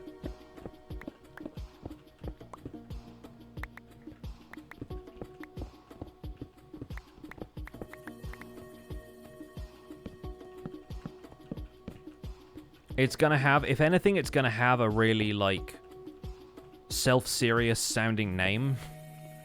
Which is not necessarily the vibe of this season so far, if you're looking at stuff like what Whip and Joel are doing.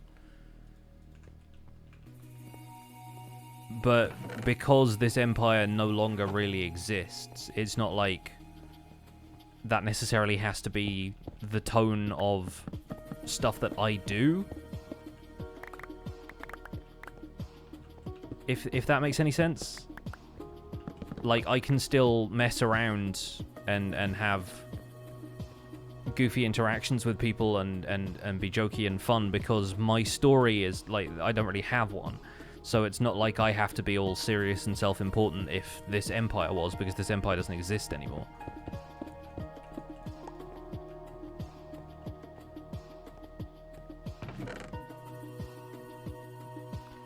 Do I know what Joel is doing for his empire this season? Mostly stealing my calcite is what Joel is doing.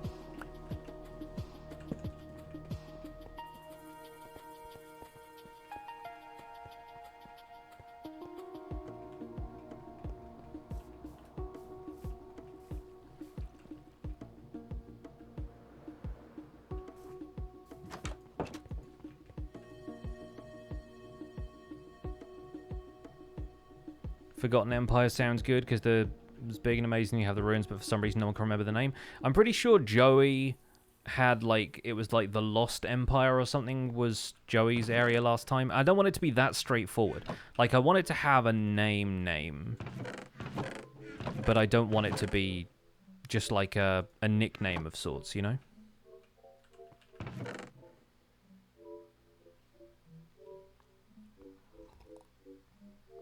What do you think about a library kind of design for a storage room with aisles of chests instead of bookshelves? All logs kind of blocks in one aisle. Yeah, I've seen people do that kind of stuff. Yeah, makes perfect sense. Bonus points if you can include the Dewey Decimal System in it somewhere.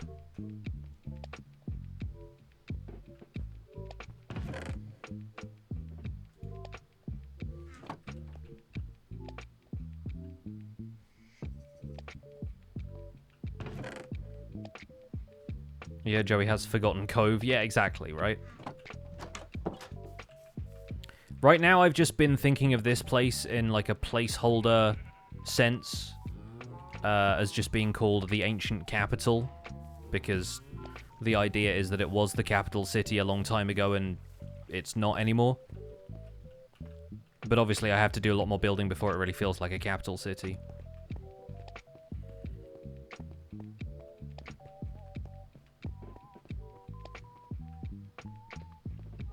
Oh yeah, wood. That's what I went up there for. Nameless Empire and the irony of it having a name anyway, right? Okay, one thing I need to do, I think, is put some kind of slabs or whatever in here. Just so I'm not constantly hitting the corner and then finding myself stepping around all awkwardly. Let's reverse these. So let's have that one be that side. And that one be this side.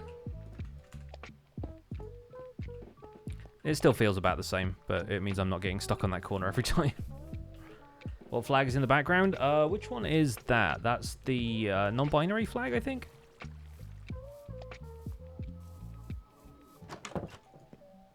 I'm still learning about all of them. When will I make a banner for my empire? I don't know.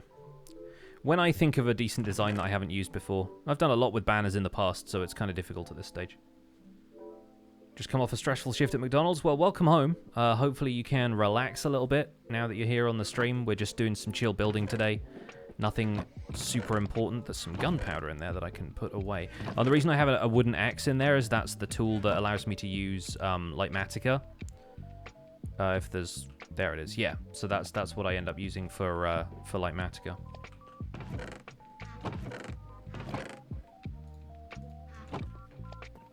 Make the banner just uniform grey. Very good.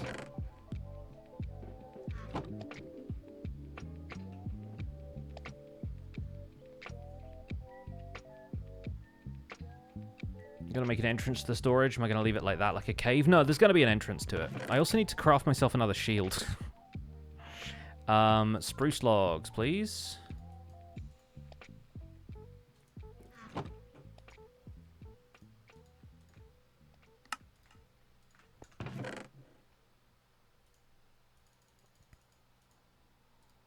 I keep breaking my shields over these creepers' faces.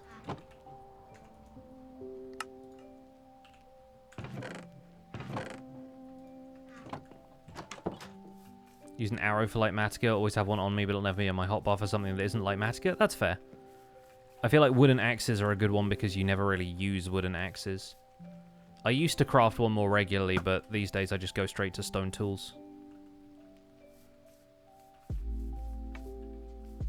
Because the wooden axe is barely faster than punching a tree.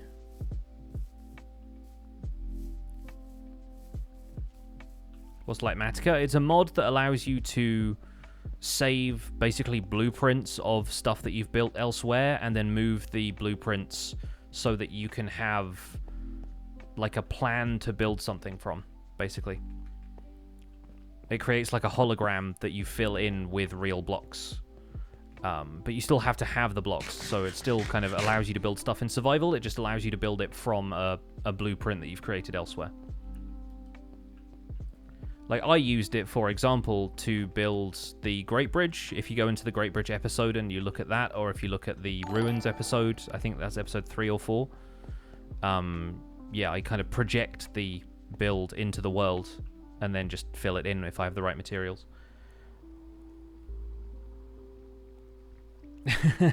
Snitched, I'll call you. Thank you so much for the tier 1 sub. And Pride Ceratops, thank you for the 18 months. Use light matica with fabric? Yes. Yeah.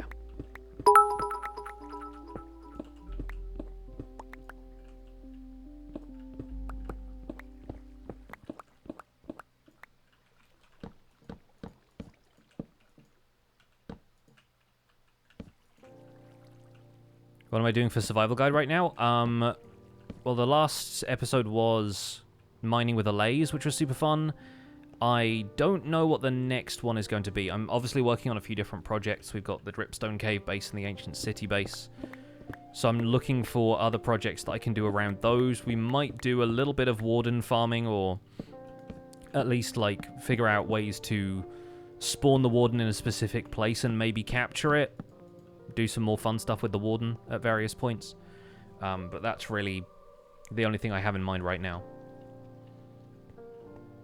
Why don't you stack hoppers on top of each other so the chests stay parallel? So the problem with that is that hoppers both push and pull items. And so if you stack hoppers, a lot of the time, say you've got like a stack of chests like this, then the items won't all come down to the bottom right away if you put multiple items into the top. And sometimes if you're like throwing items in, or if you have some kind of like transfer method, the hopper will push and pull, and depending on what game tick it does both of those things, you can end up with items in this chest, and this chest, instead of them all going down to the bottom at once. So it depends on the method through which you put items into the system.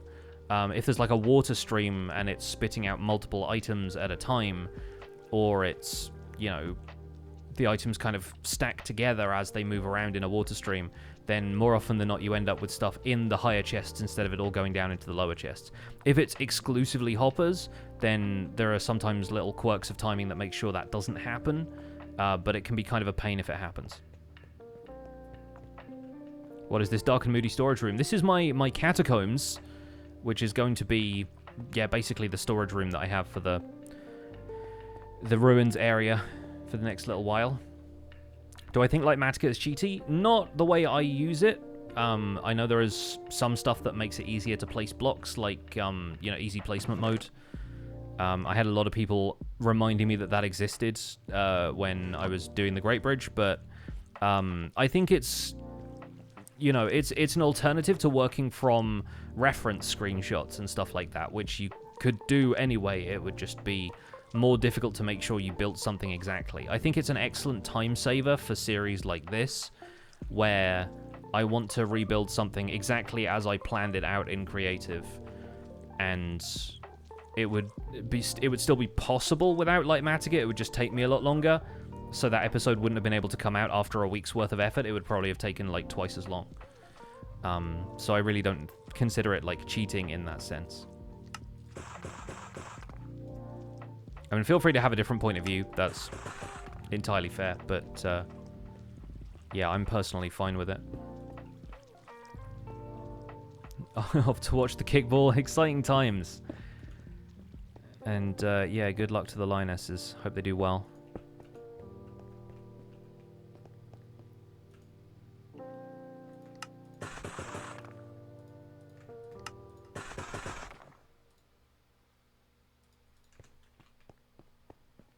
Am I taking a break from the survival guide? Nope, uploaded an episode on Friday. If you missed it, then that's on you.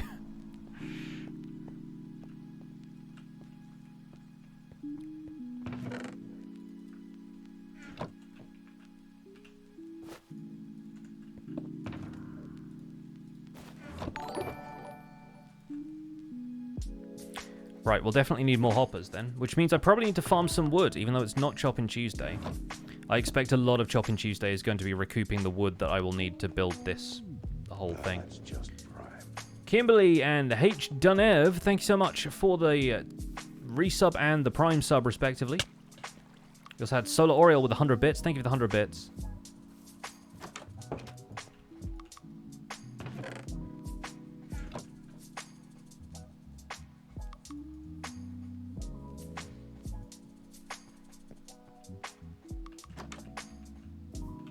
Was it just...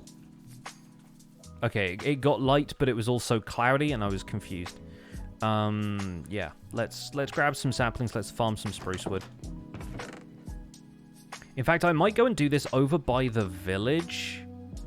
I was trading a lot of glass from the...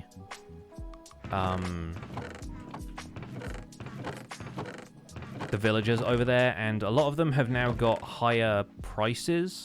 And so I want to spend some time over there so that they work at their workstations and lower their prices again. Because otherwise it becomes increasingly more expensive to trade sticks and buy glass. This, by the way, is why I need a storage system. It's because I have 17 different chests to put stuff back into, and I can't remember where half of them are.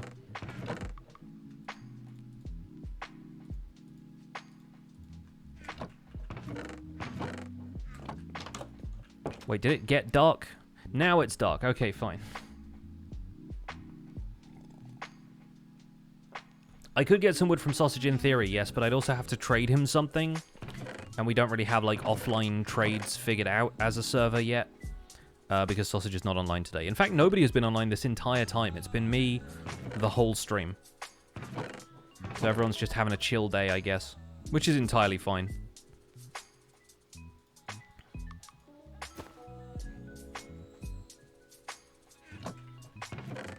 I'm going to leave the lanterns in utility for the minute. And there should be enough trees over there already. Let's head over to the village. Never a bad idea to leave an IOU in a trade. True. That's never worked out badly for anybody in the history of this game.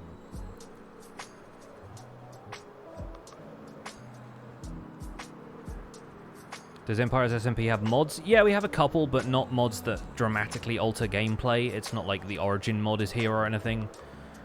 We mostly have mods for quality of life stuff and for a couple of custom textures and for the smooth operation of the server, plus a couple of things that help with content creation like Lightmatica and the replay mod. Do we have bundles in the SMP? Yes, it's the leather bundles data pack from Vanilla Tweaks.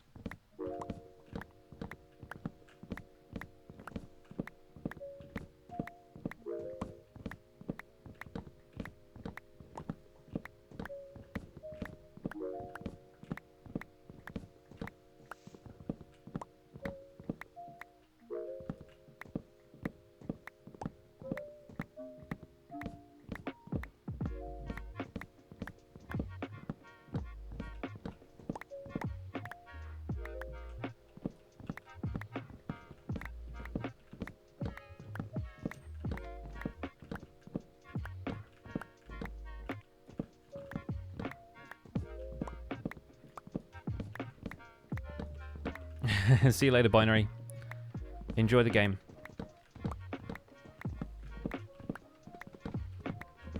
Yeah, I expect I'll be able to catch a little bit of that once we're done here.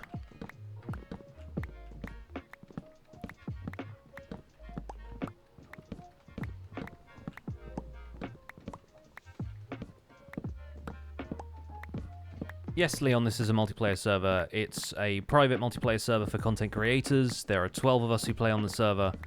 Right now, I'm the only one online. But this is Empire's SMP. If you're not familiar with it, you can check out my YouTube channel for my series, and there are links in the description to basically everybody else who's on the server.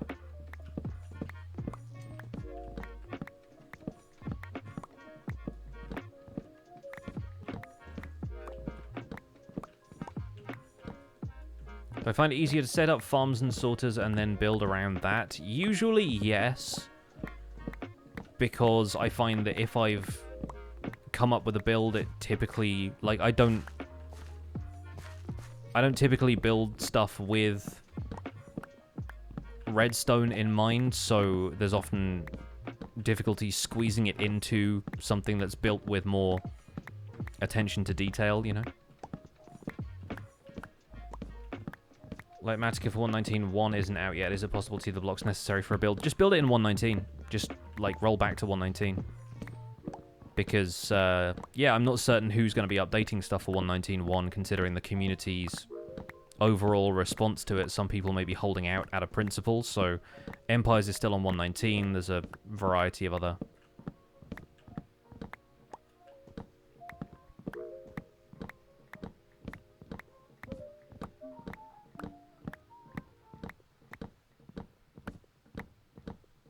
Is Pearl going to come back to Empires? She has an open invitation to return whenever she wants to, but I believe she's focusing on Hermitcraft because Hermitcraft's a lot of work. It's a massive series, and of the two, I think it makes sense to prioritize Hermitcraft. Empires is still a bigger deal than I ever expected it to be, but I think it's natural that Hermitcraft is going to take priority for people. I still don't know how False and Gem are doing what they're doing. But mostly just by being incredibly hardworking and probably getting no sleep.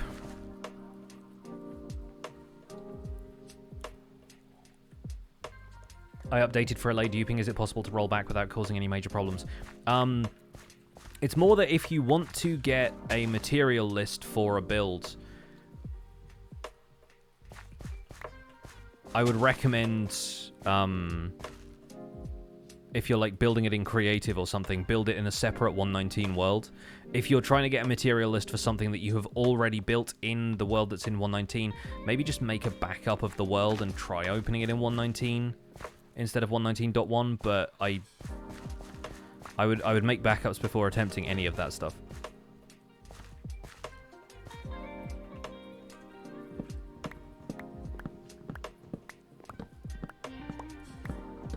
Yeah, False has been away, has been traveling a little bit throughout July, and also has had some health issues recently. So, that may explain why she's not really uploaded much on Hermitcraft or Empires.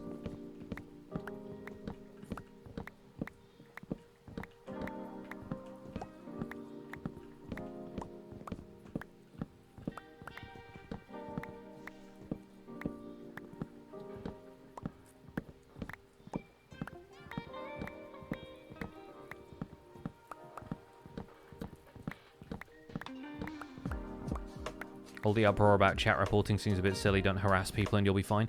But what if they want to harass people, Joe?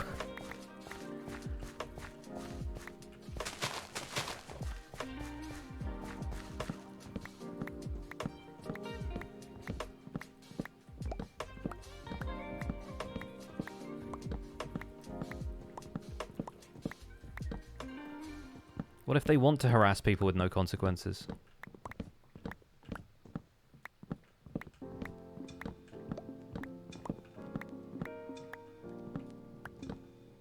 Why did False decide to join Empires? I don't know. Ask her. She just wanted to do something other than whatever she was doing at the time, I guess. Which is fine. Like, she asked to join because, you know, she heard we were a cool server, I guess.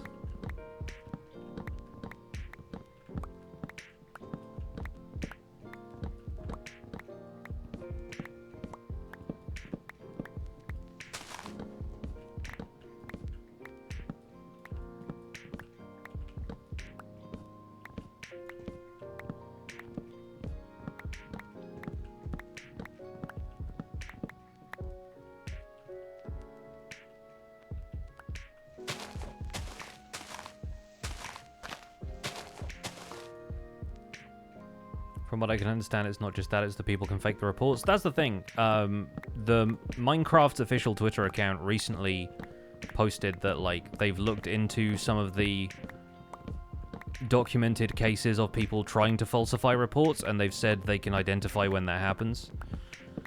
And,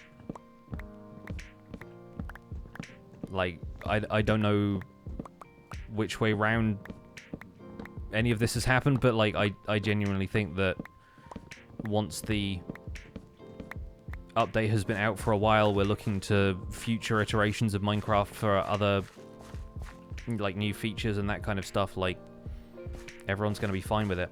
I think the outstanding concerns are still legitimate, and that's a good reason to continue providing feedback on the feature, because that way they can refine it and make it better. But yes, the overall, the other concern is more just like the manner in which it was rolled out, the fact that, you know, the community wasn't really given a good enough warning. A lot of the lead up to this feature was communicated through more technical jargon and changelogs that people weren't necessarily taking on board. And then all of a sudden it was here, and yeah, I feel like the community kind of felt thrown for a loop. So, while I don't think the reaction was necessarily warranted, it was at the very least understandable. I can be sympathetic to it.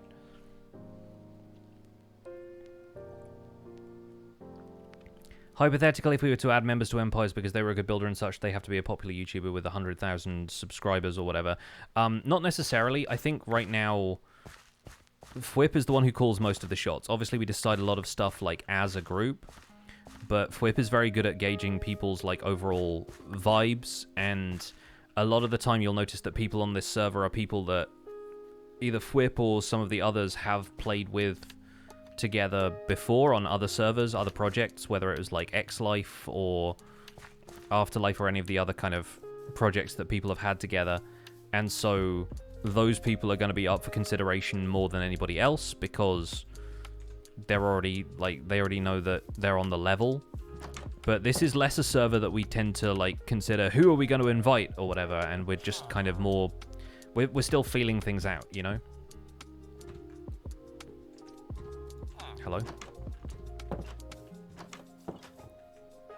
But yeah, this is really, like, Fwip's project to begin with, and so it's not like he necessarily has the final say, but he's the admin, so he's the one who, like, would be adding people anyway.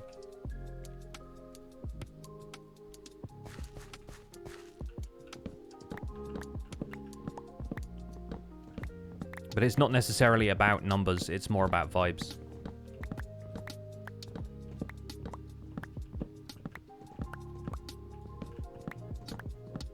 And whether we think somebody's going to be a good fit for the group. It's like Hermitcraft in that way. It's like, you've just got to consider, is this person going to be somebody who's going to work well with the group dynamic?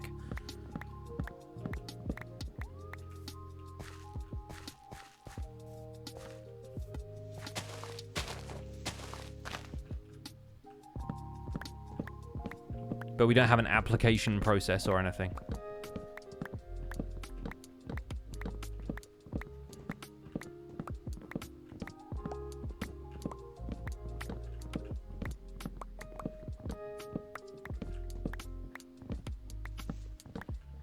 And honestly, I think the main thing with us right now is having 12 people. Because 12 is just a good number. It's a good size. It means that you can pretty much interact with everybody within a couple of episodes if you really want to go hard on collabs, or you can fit a couple of people in here and there and it feels like nobody's really getting left out. It's a decent amount of wood. I think we'll go with that for now.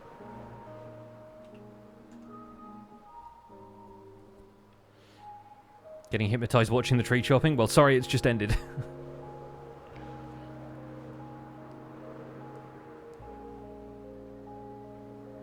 $12 is a good number. Yeah, I mean, it's like, you know, numbers on the face of a clock kind of thing, right? If more people joined, you have to rebuild the bridge. That's true, yeah. Like, adding towers to the bridge would be kind of odd, but...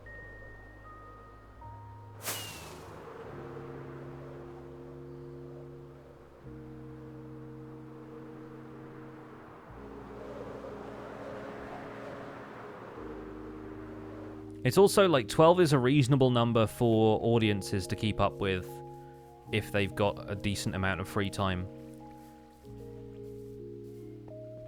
Like on Hermitcraft, part of the reason the recap exists is because we want people to know all of the hermits who are out there, but we also want to make sure that people can keep up on a server that is constantly moving. Which is a little bit difficult sometimes.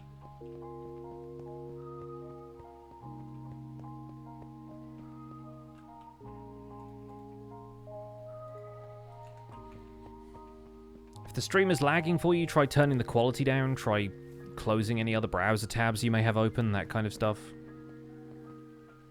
Honestly, I find the native Twitch player has a little bit of an issue sometimes, which is why I use Better TTV and FFZ for some of the optimizations they make for the Twitch player. Stuff like that can help a lot.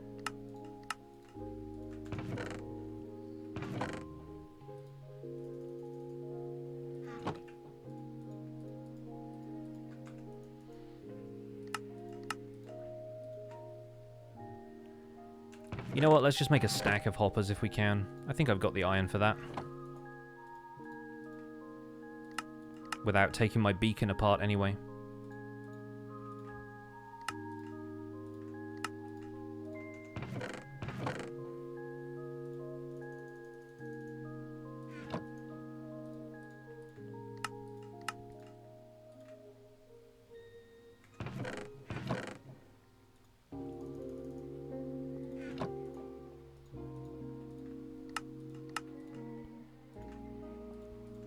Alright, that'll do.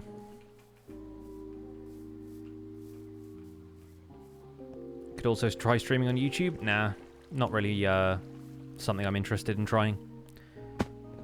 Being a Twitch partner means that I can't stream on YouTube and Twitch at the same time. My content has to be exclusive to one platform, and I don't want to just rely on everything being in one place on YouTube.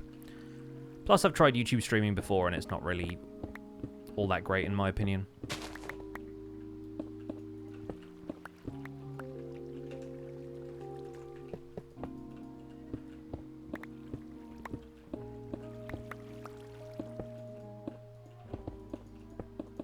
Move this wall back a little bit.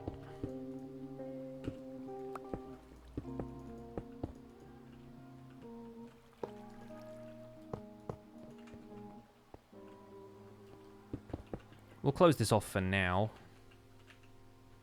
I guess I won't because I don't have the materials, but some of those are over here.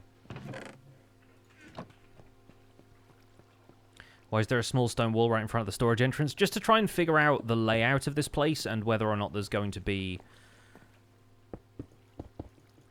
like a door somewhere around here or something. Like, I'm just loosely throwing together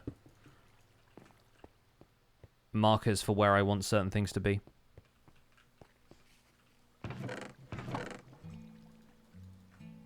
Yeah, so all of the spruce logs and stuff can go in there. Although spruce is probably going to be the third one along, not the second. I have a way I tend to organize my wood storage basically every time.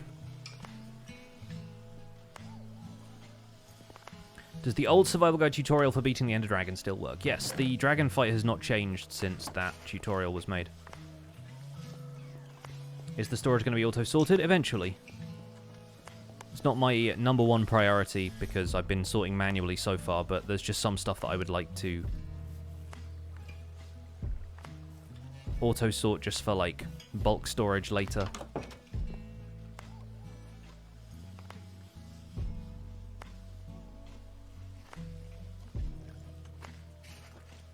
Do I think the dragon fight's ever going to change? I mean, ever? Maybe. But right now it's pretty iconic. So kind of difficult to say, really. I think the main thing is that there were some behaviors that were part of the dragon fight on Java that just don't seem to happen anymore. Like the dragon used to swoop down at you whilst it was flying around the arena.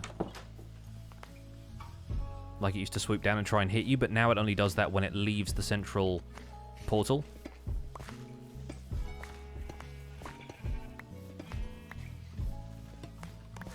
Do I plan on getting a pair of custom wings for Empires? Yeah, I'd like to get more of the custom modeling stuff done this time around, because that's something I wasn't really prepared for from the last season when people started doing it. But the difference for me this time around is that my Empire doesn't have the same kind of identity other Empires do, and we're also trying to get all of the art and modeling and stuff done by one artist, because that way we can make sure that it's all formatted the same way for when it gets uploaded to the server, because last time Fwip was having to take different people's approaches to modeling and different formats and different, like, textures that they were saving, and trying to consolidate all of those so that they all fit together and work together, and we've got separate people working on that now, basically. We have a couple of, like, tech people behind the scenes.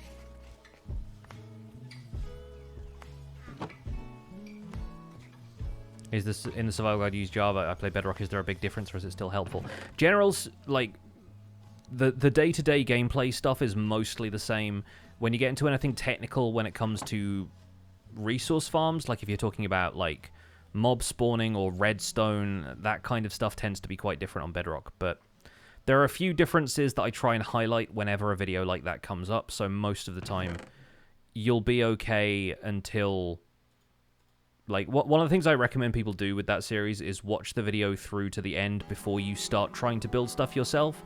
Because sometimes I won't say until the end of a video, oh, by the way, this won't work on Bedrock Edition, and that's entirely my bad.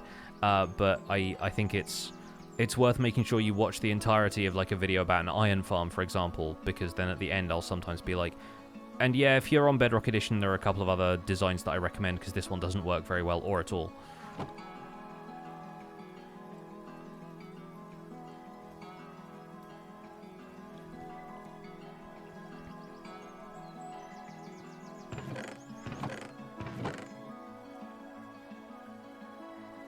Put some of this down here.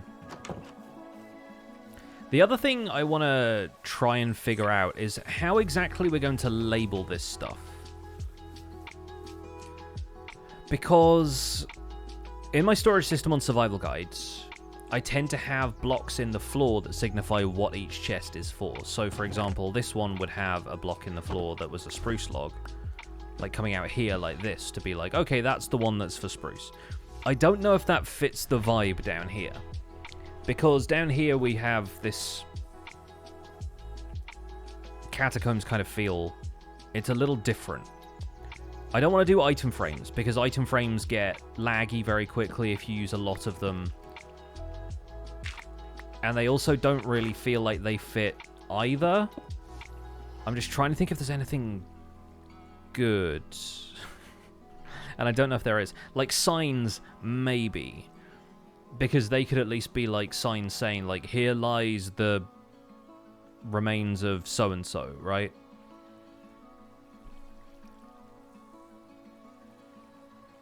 But I don't know if I want that. Mini blocks on shelves is not a bad notion. But I don't want to change the floor too much, because I want this to be, largely speaking, a grayscale stone kind of build. Solid blocks, signs, item frames are really the only three options. We'll see. We'll see about that. Okay, so here's another question. Here's another completely different question, right? We need stone signs, we do. If you have all of the overworld wood types over here, obviously, like, mangrove is the 7th one. But if I have it 6 on one side, 6 on the other side, do we have mangrove here? Or do we do what I normally do and have it in order that the different types were added? So it goes oak, birch, spruce, jungle, dark oak, acacia, both the nether woods, and then mangrove last. I don't know if I want to have mangrove effectively like wrap around from the overworld woods, or if I want to have warped crimson mangrove. I still think I kind of want to do warped crimson mangrove.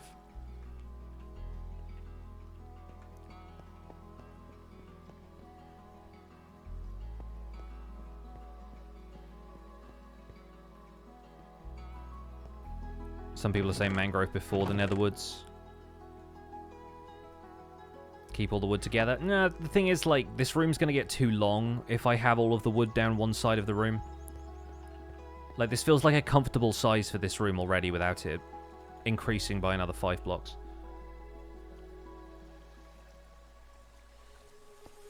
Yeah, yeah. Make a poll? No, I think we'll just settle on what I normally do. I kind of like having them there in the order they were added to the game, because I've been there for most of that. I played Xbox Minecraft before Dark Oak and Acacia were added to the game, even though I think they were added in Java already by that point. And so I've always had, like, the first 4 wood types being oak, birch, spruce, jungle.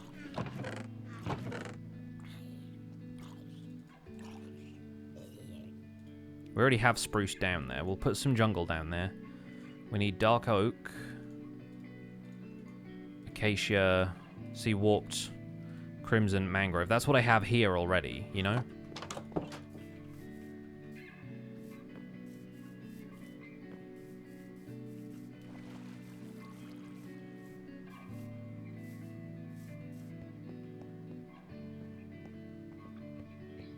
Armor stands can make items float or look like they're pressed up against the chest.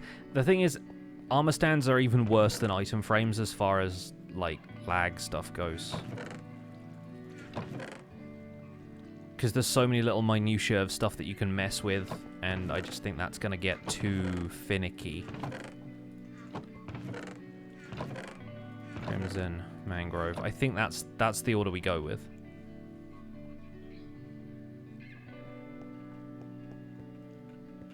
It also means that as I walk out here, mangrove is going to be closer to me than the netherwood types are. I don't have to walk all the way to the end of the room to get to mangrove, and I'm going to use mangrove a lot. So I think that's probably the way around I want it. For chest identifiers, rename mob heads. I mean, for a start, the mob heads would have to be in item frames for any kind of names to display.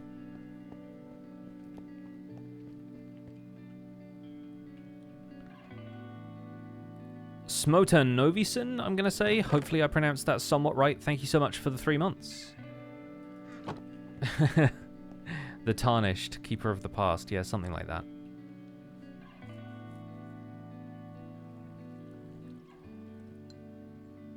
What am I going to put in the last 3 chests? The last 3 chests are going to be all of the miscellaneous wood items.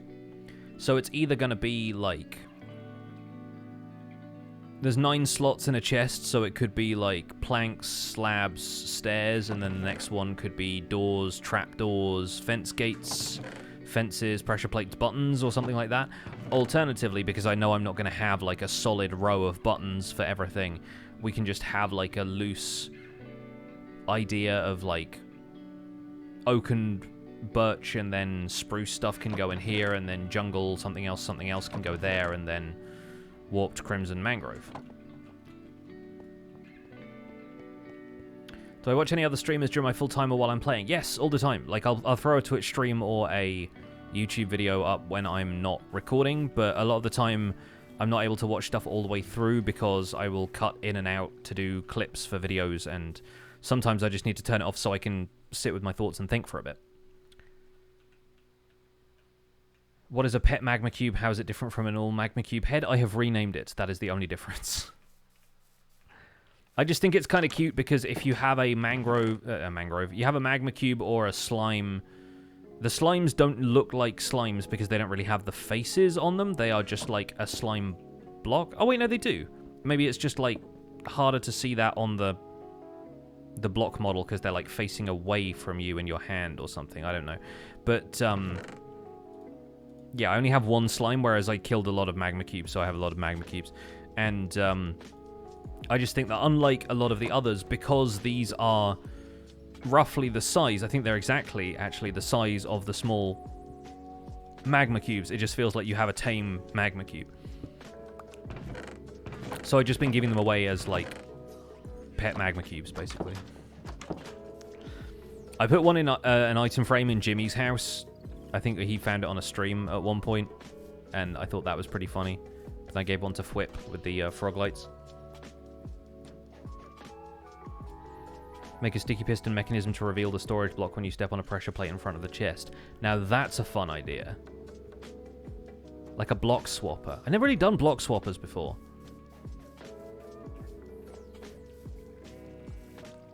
I like that idea a lot.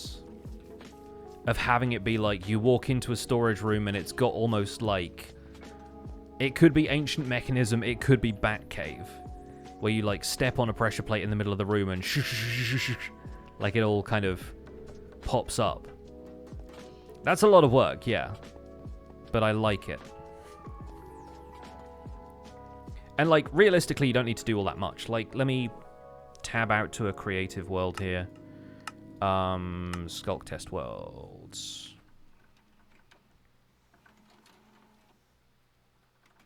Don't look at that. Okay. Oops. Let's turn off like Matica rendering. You saw nothing. There we go. So, what we need is a sticky piston in 2 different places, basically, right? We've got oak logs, spruce logs, stone. We all collectively blinked and saw nothing, yeah. So you have a stone block that's here, basically. And you want that to be...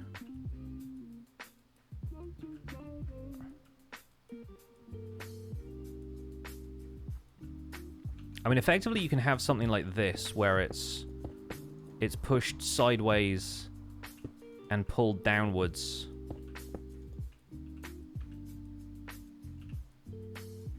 And you just have to activate, like, this and then this.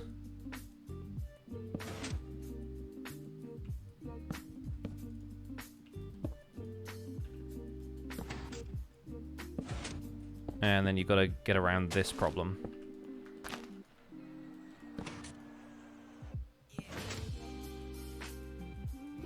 And then that's got to be powered from that side as well. Like that. And then you pull that back, and then this one pushes something else upwards. Like a double extender. But there's smarter ways of doing that.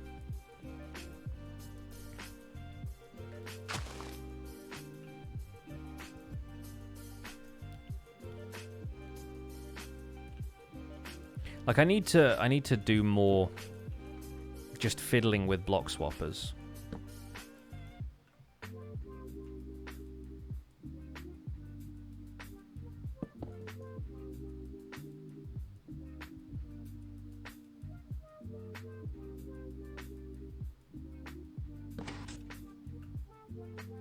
Do you even need it? No. Not for rooms like this, but for other rooms, probably.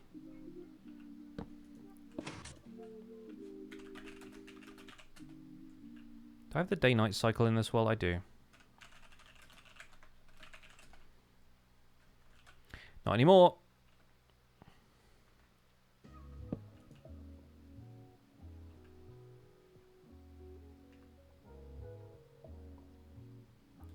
So it's probably easier to have it be something like this.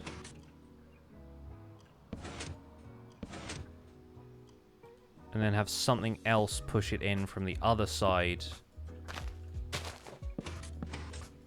Like that. So then we switch that off. That gets pulled back. That one activates. That one activates again.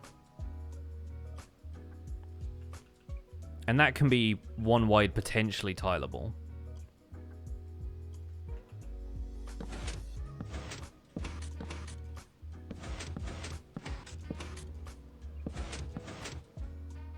Yeah.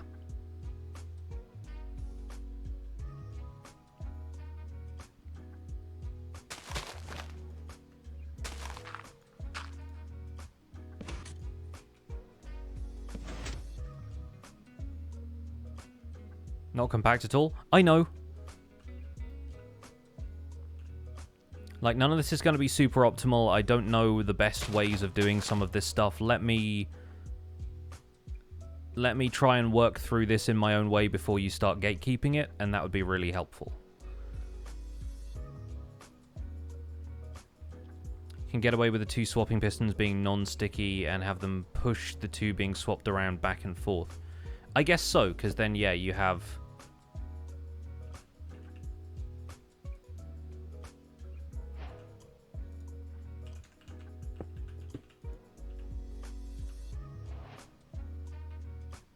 You have these two just pushing one of the blocks. I guess there still has to be space on that side.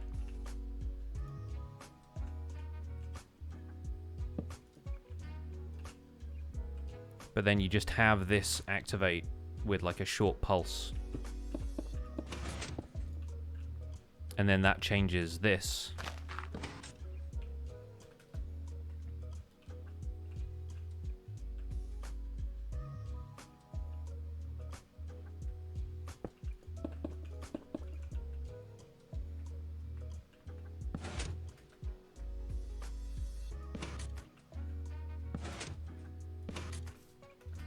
Yeah, you can do that. I'm not going to do it right now, but I will give it more thought, and I'll do it at times when other people aren't watching me do redstone and critiquing it constantly.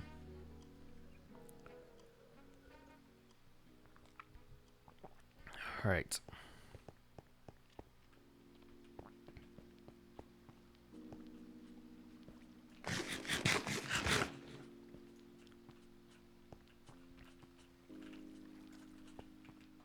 Can never figure redstone out. It takes me a while still, because I haven't been doing it for years and years, and it doesn't come as intuitively to me. I'm not really much of an engineer, but I'm getting there with stuff like this. Tango, what's up, buddy? Good to see you. Thank you so much for the 5 gift subs. Hope you're well.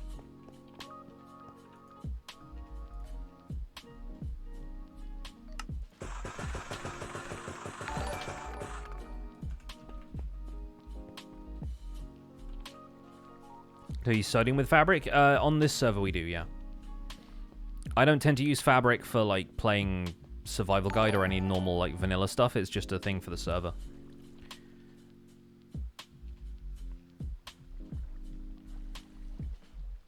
Can make a creaking sign made of planks hanging by chains that could have, like, a sign saying Overworld Wood, Nether Wood.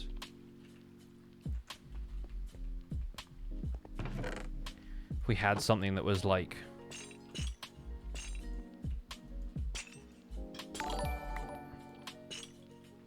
kind of like this coming in from the sides. Let's get some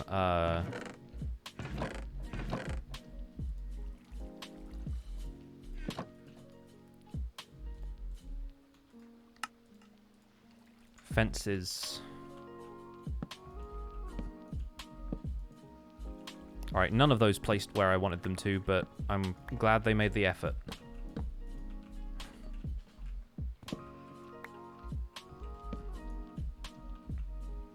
But have it be something like that with a sign on the middle saying...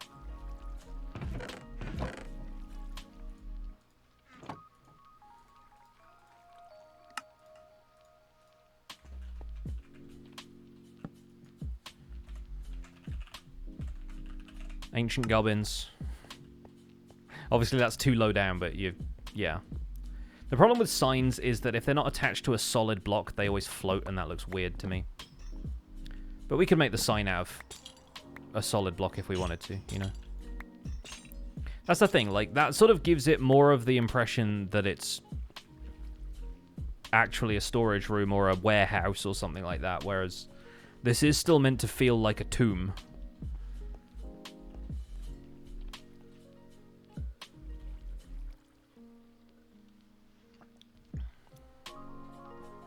which you can control whether fence posts attached to something or not. Yeah, you can do that with a debug stick, but you don't get those in survival, so... Can you hang a sign from a chain? Not really, no. Like, it doesn't attach to the underside of one of these. Like, the side, yes, but again, it doesn't attach properly. It just kind of sits there. But you can't dangle one upside down. That would be cool if you could, but you can't. You could maybe do it if you did something like this, where you take one of the chains out and then you have this go there. But then it's still got the post for the sign, so it doesn't quite look as good, you know?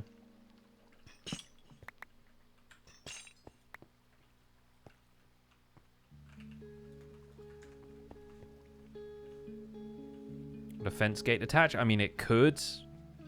But again, like I said, that's not exactly the vibe I'm after here, because it does look a little bit too ye olde shoppy, you know? If you break the bottom chain after the sign breaks, because that's what it's attached to. Do flower pots as kind of jars like they've done in mummification, have a system based off flowers? I mean, in theory, I could just put a sapling in a flower pot on top of each of these, but then that starts to look a little bit more obvious.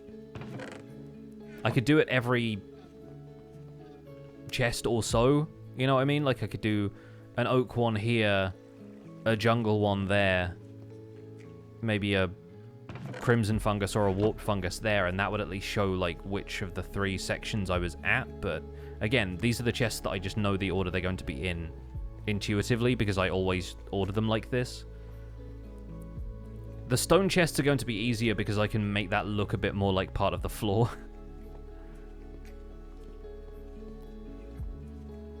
And yeah, I might put lecterns down here just because lecterns seem like the right sort of vibe for a place like this. And so maybe that could be more like a catalog, in a sense. It can feel more like a ledger for who is interred down here. And yes, I said turd again.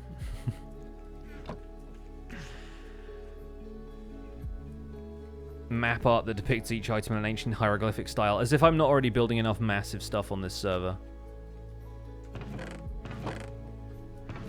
Let me go ahead and do some map art as well. I mean, it's not a terrible idea if I had all the time in the world and lots of resources, but...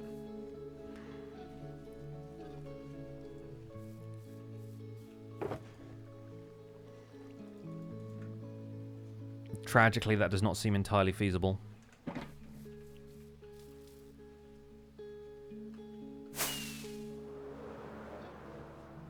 Wait a minute. Free gunpowder. It's just lying around like that.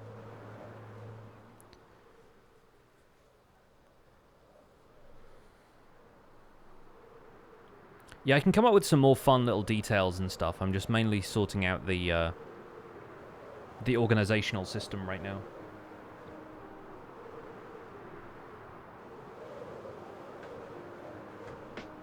A zombie staring into a block like a cat.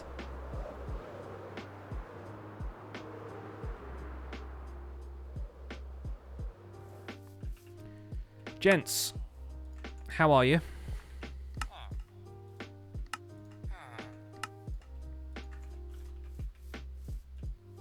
Finally, the trades have reset. Good, good. All right, let's repair this pickaxe while we do this.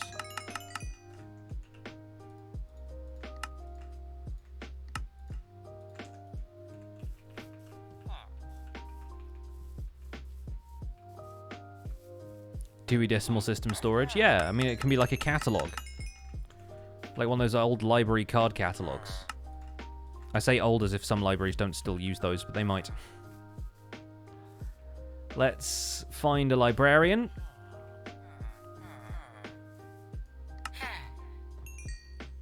That's at least 3 more lecterns, thank you.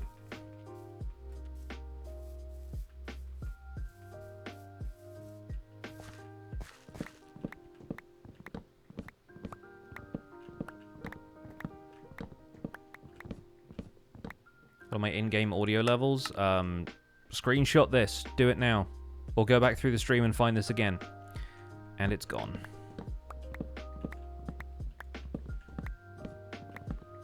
A catacomb catalog, yeah.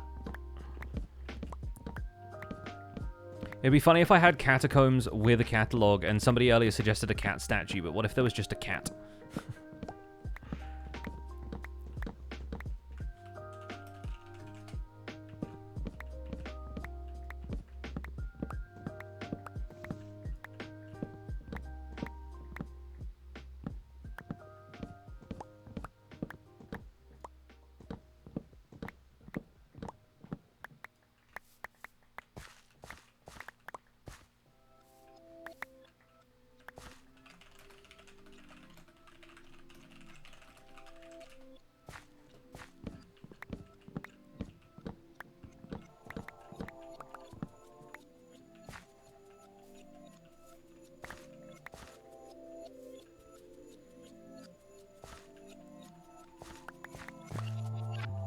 What if it was a cat with a comb? Yeah.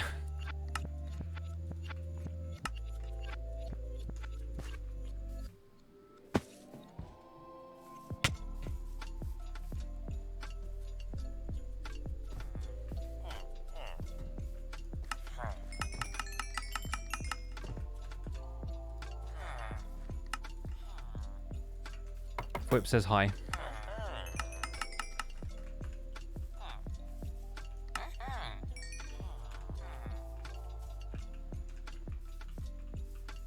So yeah, 6 lecterns should do the job for now.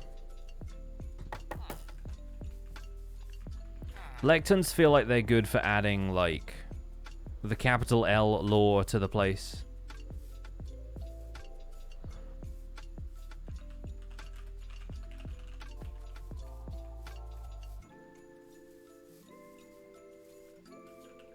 Any squids? Any squids in chat? Oh, there are some. I don't know how much ink I have, so I might as well grab these now.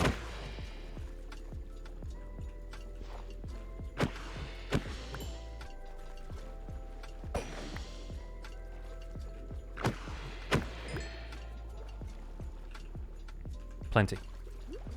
Well, not plenty, but enough.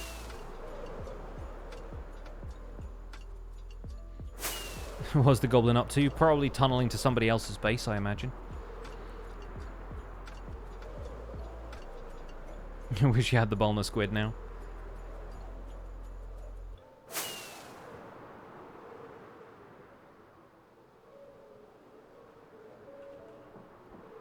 I don't know how many feathers I have, but now I have more than I did.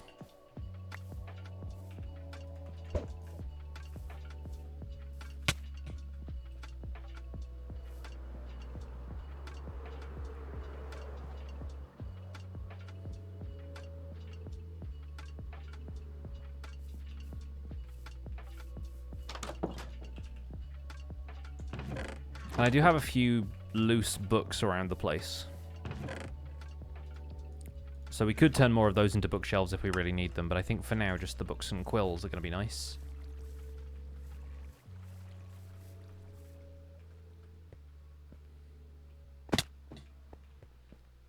But then if we have a lectern, say, like, here,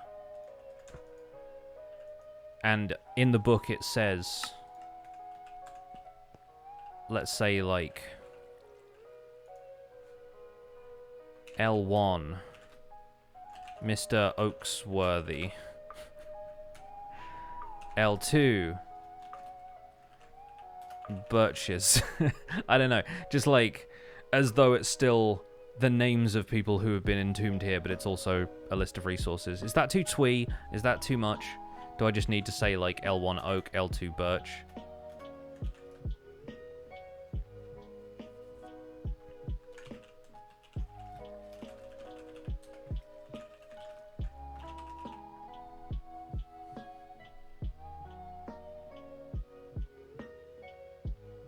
But then I have to put spruce and jungle into somebody's names, so, like, who knows?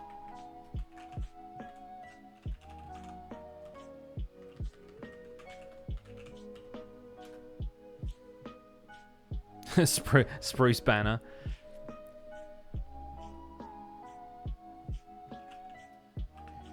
I need to do like a U with an umlaut, like spruce.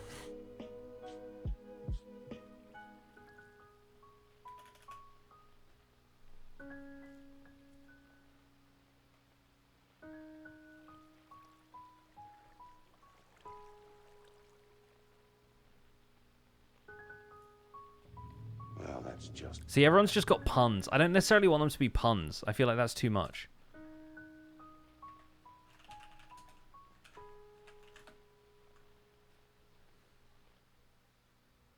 Uncle J for jungle. Who's Uncle, though? That's the thing.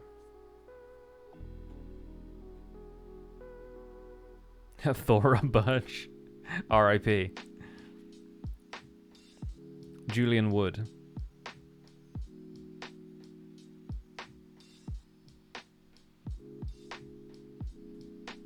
SP Roos.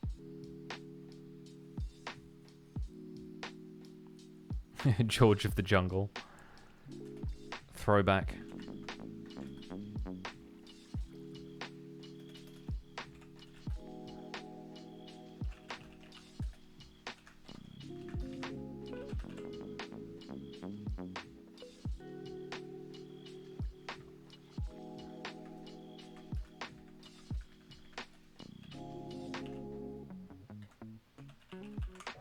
Don't know why D. Oaksworthy and Mr. Oaksworthy are like buried separately, but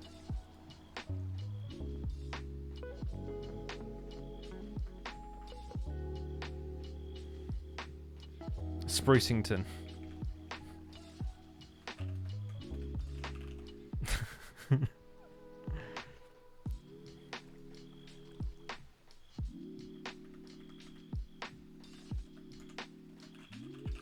Ms. Acacia Bentley. Yeah, I still don't know. John Glee.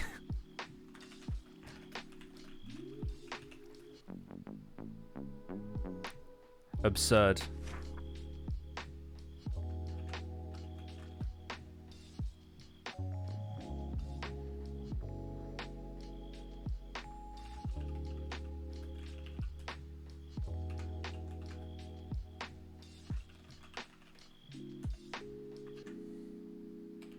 Still not sure how to do warped wood.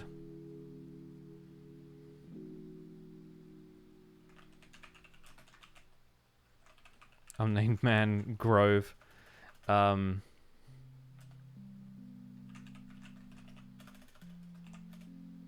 to R6. Miscellany.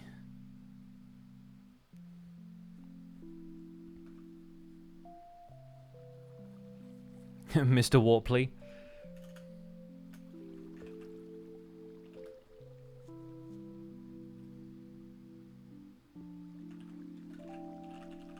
Mr. B. Warpley.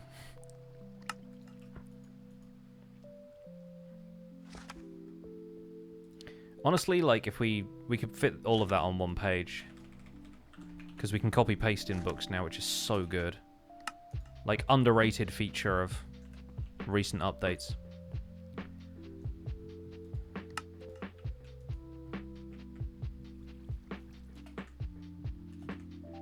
And we could have it be like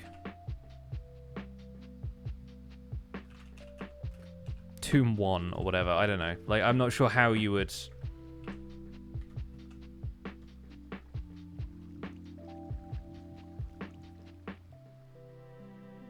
what you'd really call them. You can use different fonts in books. You can embolden, italicize, and add different colors.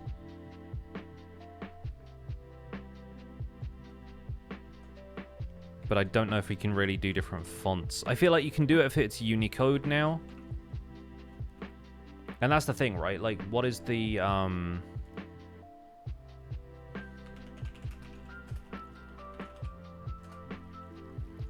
There's a Unicode skull character.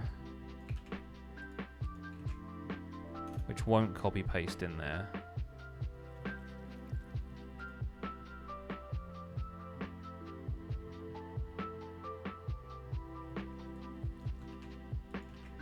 That will, though.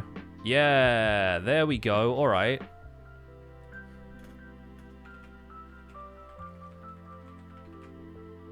It won't paste in there. Could do something like that.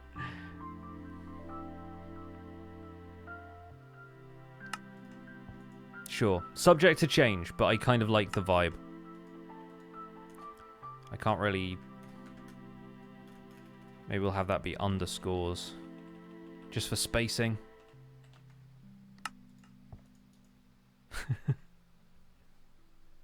This is such a bizarre system and is not going to help me in any way, but I kind of like that at the same time, you know? Can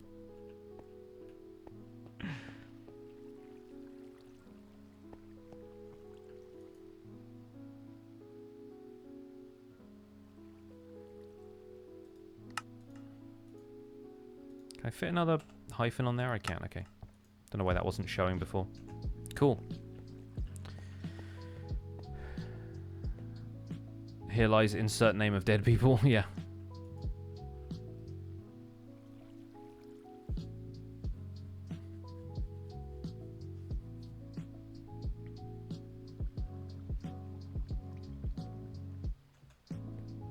Miscellany, and this is all where the oak stuff, birch stuff, spruce stuff. That works. Hey, Dave, what's up? Thank you for the 8 months. All is well here. Thank you very much. Journeys, thank you so much for the 2 months as well. And for the suggestion.